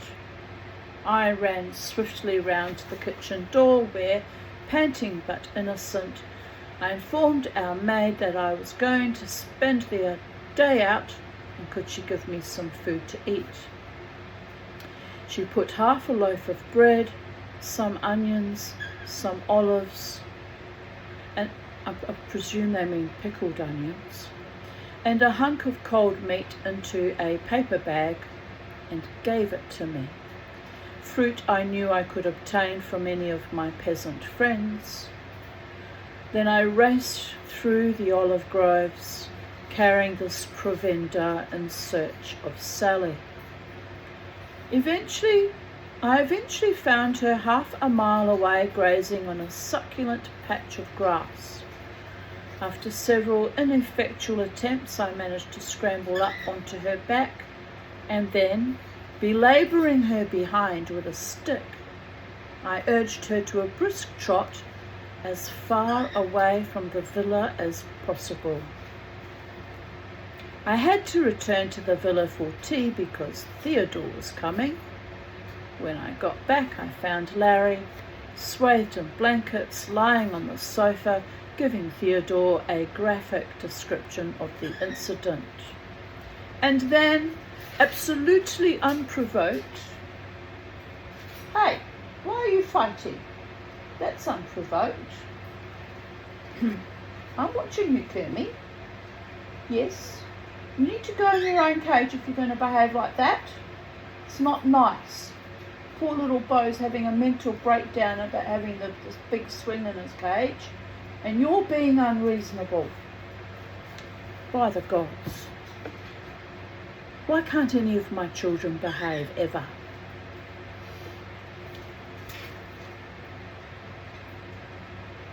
Oh, I'm going to have to separate them just for a moment. It's getting intense. Are you getting a bit intense? Are you getting a bit? Alright, come on in. Come on, little Kenny. Come on. Come on, my handsome boy. Give us a kiss. Okay, you mute his swing. You can just calm your fart and hang like a hanging bird in the hanging Babylonian gardens without all this anarchy and chaos. Yes, you too. Yes. Kermie's in his own cage now. We're perfectly safe for now.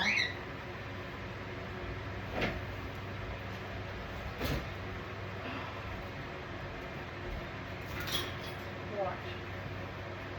Good boys. What you doing, gorgeous boys? Are you the gorgeous ones?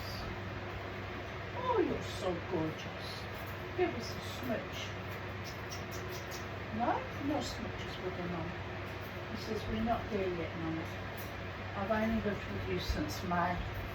We have not reached the point where we're tame yet."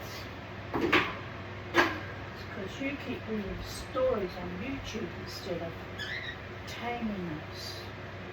I know.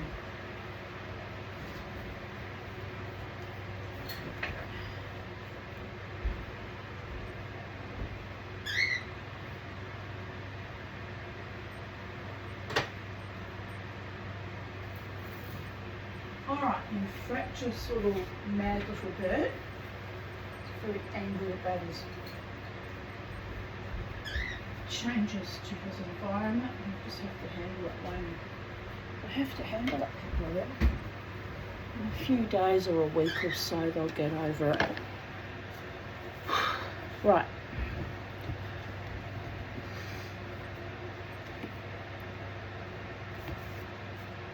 Where were we?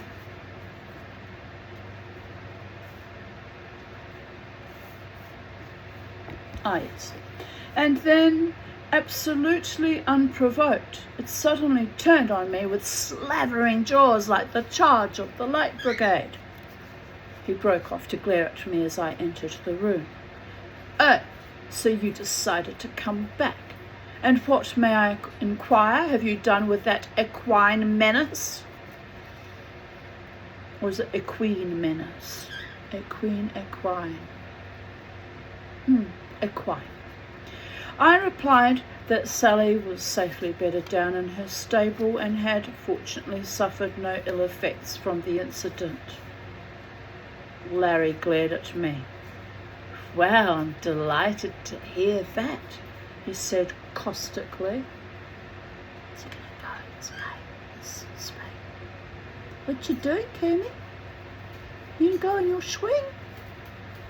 Are you going to be a swinging Indian ringneck? Oh, little Bo's having one of those fluttering crises he has before he goes to sleep for the night. It's not even dark, boys. Like, calm your farm. It's not dark at all yet. Honestly, birds. I replied that Sally was... Oh no, we read that. Well, I'm delighted to hear that, he said caustically. The fact that I'm lying here with my spleen ruptured in 3 places is of absolutely little or no moment. I have brought you a little, gift, said Theodore. And he presented me with a replica of his own collecting box, complete with tubes and a fine muslin net. I could not have asked for anything nicer, and I thanked him volubly. You had better go and thank Katerina too, dear, said Mother. She didn't really want to part with Sally, you know. I am surprised, said Larry. I'd have thought she'd have been only too glad to get rid of her. You'd better not go and see Katerina now, said Margot. She's getting near her time. Intrigued by this unusual phrase, I asked what getting near her time meant. She's going to have a baby, dear, said Mother. The wonder of it is, said Larry, as I thought when we went to the wedding, she didn't have it in the vestry. Larry, dear, said Mother, not in front of Jerry. Well, it's true, said Larry. I've never seen such a pregnant bride in white. I said I thought it would be a good idea if I went to thank Katerina before she had the baby, because after she had it, she would probably be very busy. Reluctantly, Mother agreed to this, and so the following morning I mounted Sally and rode off through the olive trees in the direction of Gasturi, Roger trotting behind and indulging in a game which he and Sally had invented between them, which consisted of Roger darting in at intervals and nibbling her heels gently, growling furiously, whereupon Sally would give a skittish little buck and attempt to kick him in the ribs. Presently we came to the little low white house with the flattened area outside its front door, neatly ringed with old rusty cans filled with flowers. To my astonishment, I saw that we were not the only visitors that day. There were several elderly gentlemen sitting round a small table, hunched over glasses of wine, their enormous, swooping, nicotine-stained moustaches flapping up and down as they talked to each other. Clustered in the doorway of the house and peering eagerly through the one small window that illuminated its interior, there was a solid wedge of female relatives all chattering and gesticulating at once. From inside the house came a series of piercing shrieks interspersed with cries for help from the Almighty, the Virgin Mary, and Saint Spiridion. I gathered from all this uproar and activity that I had arrived in the middle of a family row. This inter-family warfare was quite a common thing among the peasants, and something I always found very enjoyable, for any quarrel, however trivial, was carried on with grim determination until it was sucked dry of the very last juices of drama, with people shouting abuse at one another through the olive trees, and the men periodically chasing each other with bamboos.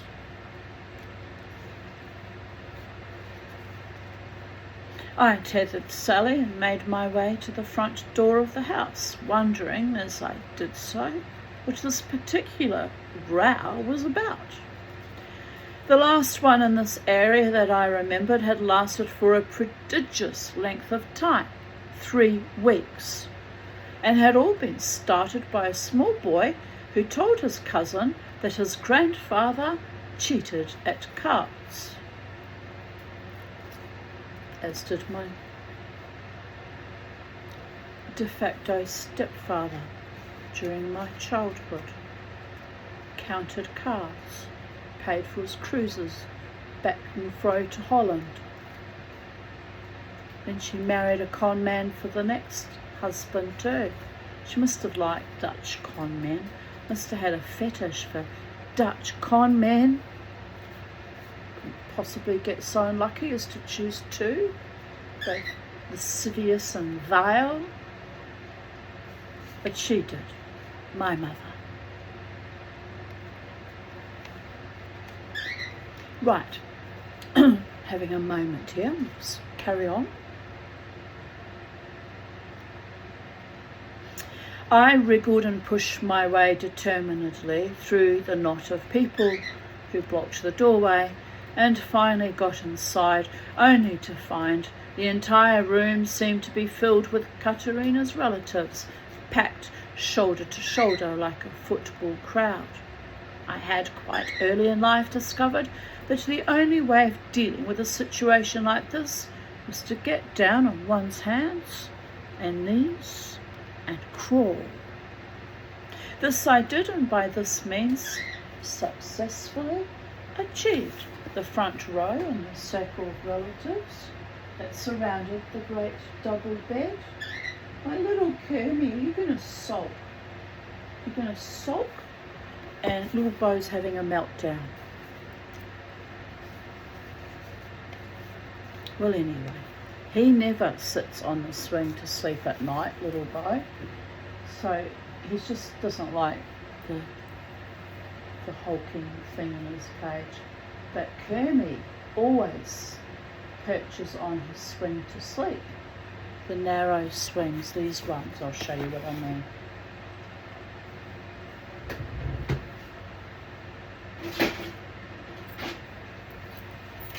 So if he doesn't have that to sit on, to sleep on, he sulks. Yes, I can take that out and put this back in if you like. Yes, but I want you to use your new swing, because that was the point of that exercise, Kermie. It's not gone. I'm just giving you a change. A change.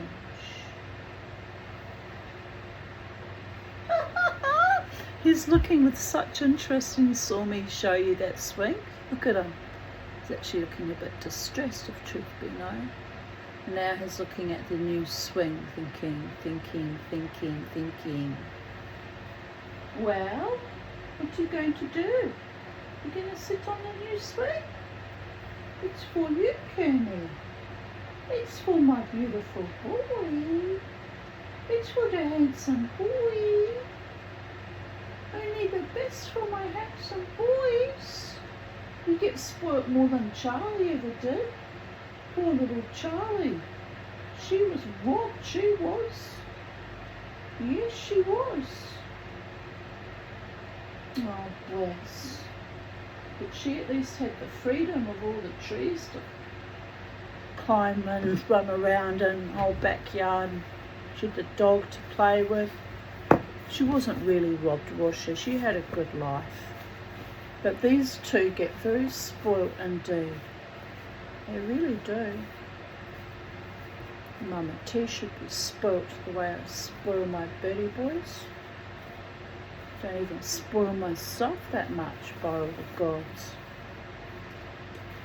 Right, where were we? The whole circle of relatives surrounding the great double bed. Now I could see that something much more interesting than a family row was taking place.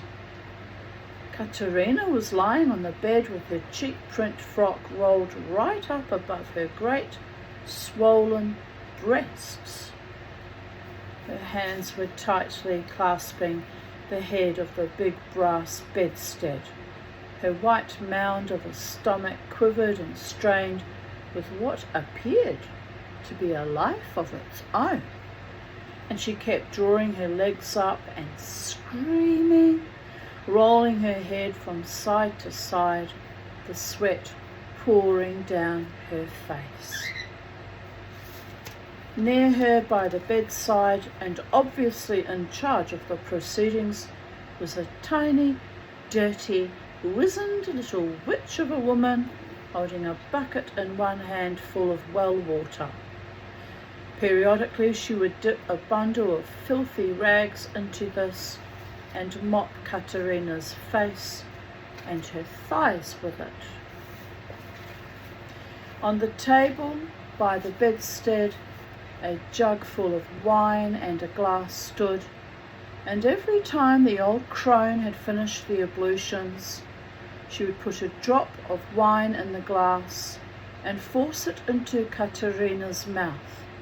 Then she would fill the glass and drain it herself, for presumably, in her capacity as midwife, she needed to keep up her strength as much as Katerina.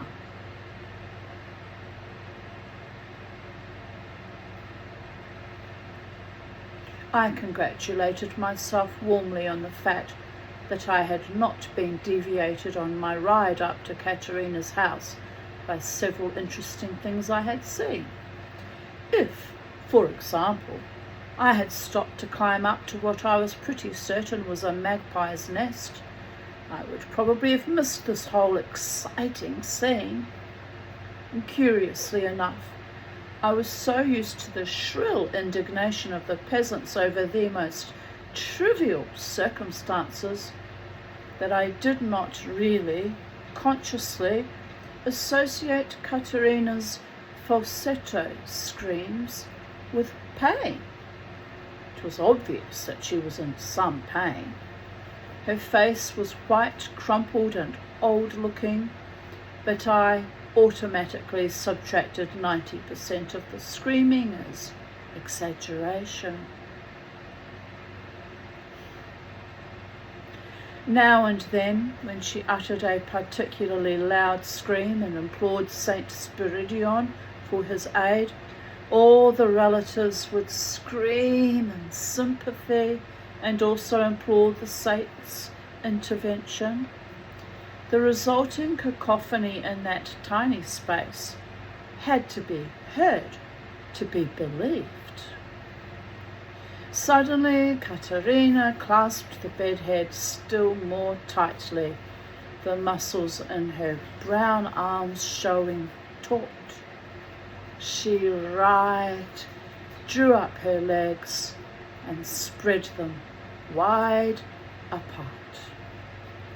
"It is coming! It is coming! Praised be Saint Spiridion!"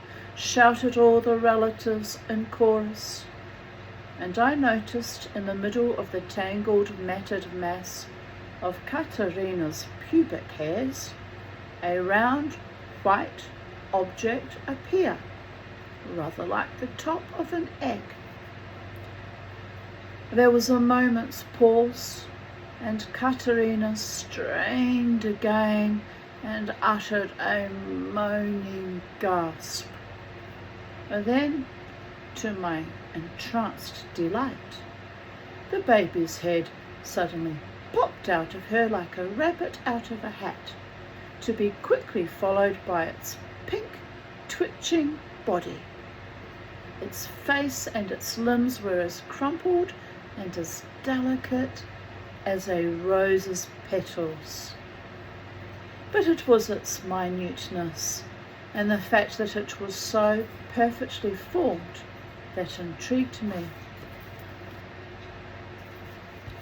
The midwife shuffled forward, shouting prayers and instructions to Katerina, and seized the baby from between her blood-stained thighs. At that moment, to my intense annoyance, the ring of relatives all moved forward a pace in their eagerness to see the sex of the child, so that I missed the next piece of the drama, for all I could see were the large and extremely well-padded rumps of two of Katerina's larger aunts. By the time I had burrowed between their legs and voluminous skirts and got to the front of the circle again, the midwife, at shouts of delight from everybody, declared the baby to be a boy, and had severed the umbilical cord with a large and very ancient penknife she had extracted from a pocket in her skirt. One of the aunts surged forward, and together she and the midwife tied the cord. Then, while the aunt held the squalling, twitching, pink blob of life, the midwife dipped her bundle of rags into the bucket and proceeded to swab the baby down. This done, she then filled a glass with wine, gave a couple of sips to Katerina, and then filled her mouth with wine and proceeded to spit it from her toothless gums all over the baby's head, making the sign of the cross over its little body as she did so.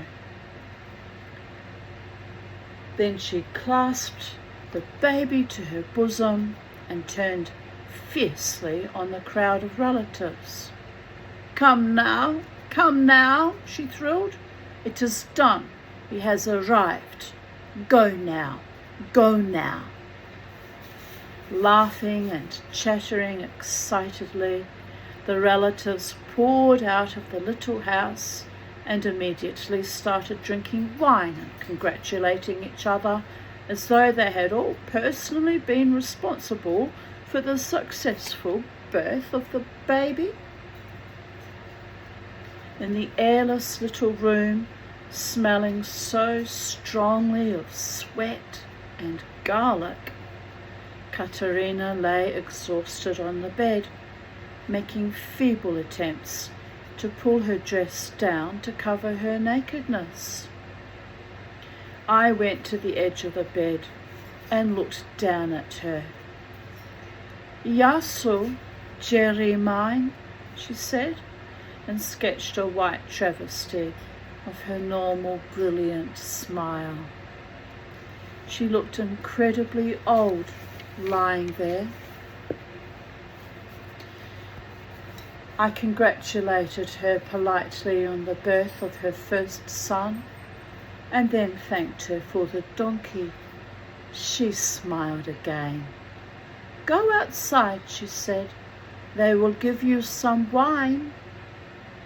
I left the little room and hurried after the midwife, for I was I was anxious to see which the next stage was in her treatment of the baby. Out at the back of the house, she had spread a white linen cloth over a small table and placed the child on it. Then she picked up great rolls of previously prepared cloth, like very wide bandage, and with the aid of one of the more nimble and sober arts, she proceeded to wind this round and round the baby's tiny body, pausing frequently to make sure its arms lay flat by its sides and its legs were together. Slowly and methodically she bound it up as straight as a guardsman, to lay there with only its head sticking out from its cocoon of webbing. Greatly intrigued by this, I asked the midwife why she was binding the baby up. Why? Why? She said, her grizzled grey eyebrows flapping over her eyes, milky with cataracts, that peered at me fiercely. Because if you don't bind up the baby, its limbs won't grow straight. Its bones are as soft as an egg. If you don't bind it up, its limbs will grow crooked, or when it kicks and waves its arms about, it will break its bones like little sticks of charcoal. I knew that babies in England were not bound up in this way, and I wondered whether this was because the British were in some way tougher boned. Otherwise, it seemed to me, there would have been an awful lot of deformities inhabiting the British Isles. I made a mental note to discuss this medical problem with Theodore at the first opportunity. After I had drunk several glasses of wine to one of the baby and eaten a large bunch of grapes, I got on Sally's back and rode slowly home. I would not have missed that morning for anything, I decided. But, thinking about it, as we jogged through the dappled shade of the olives, the thing that amazed me was that anything so perfect and so beautiful should have matured and come forth from the interior of what to me was an old woman. It was like, I reflected, breaking open the old brown prickly husk of a chestnut and finding the lovely gleaming trophy inside.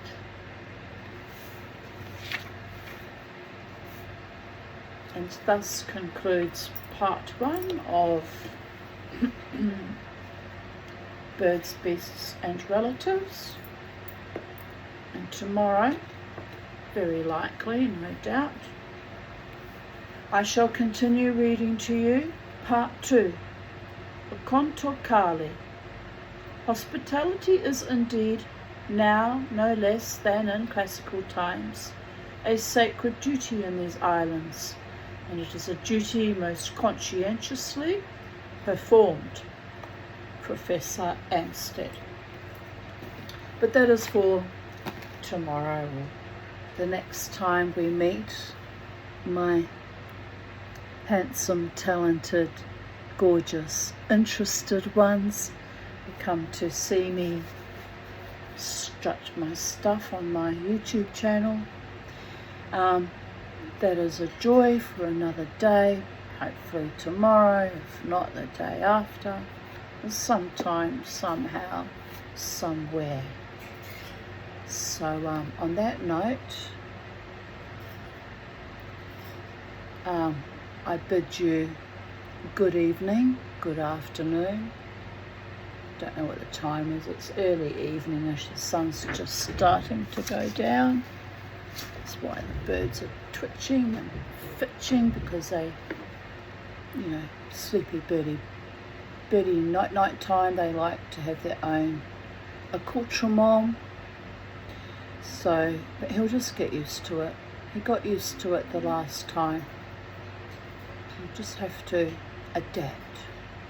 And if he won't adapt, Mama T will adapt and put it back outside in the outside cage, and give him a skinny little perch swing instead. So I don't like him being distressed, actually. I really don't. Anyway, God is bless. Have a beautiful evening, morning, afternoon, wherever you are on planet Earth in the space-time continuum. Bye for now.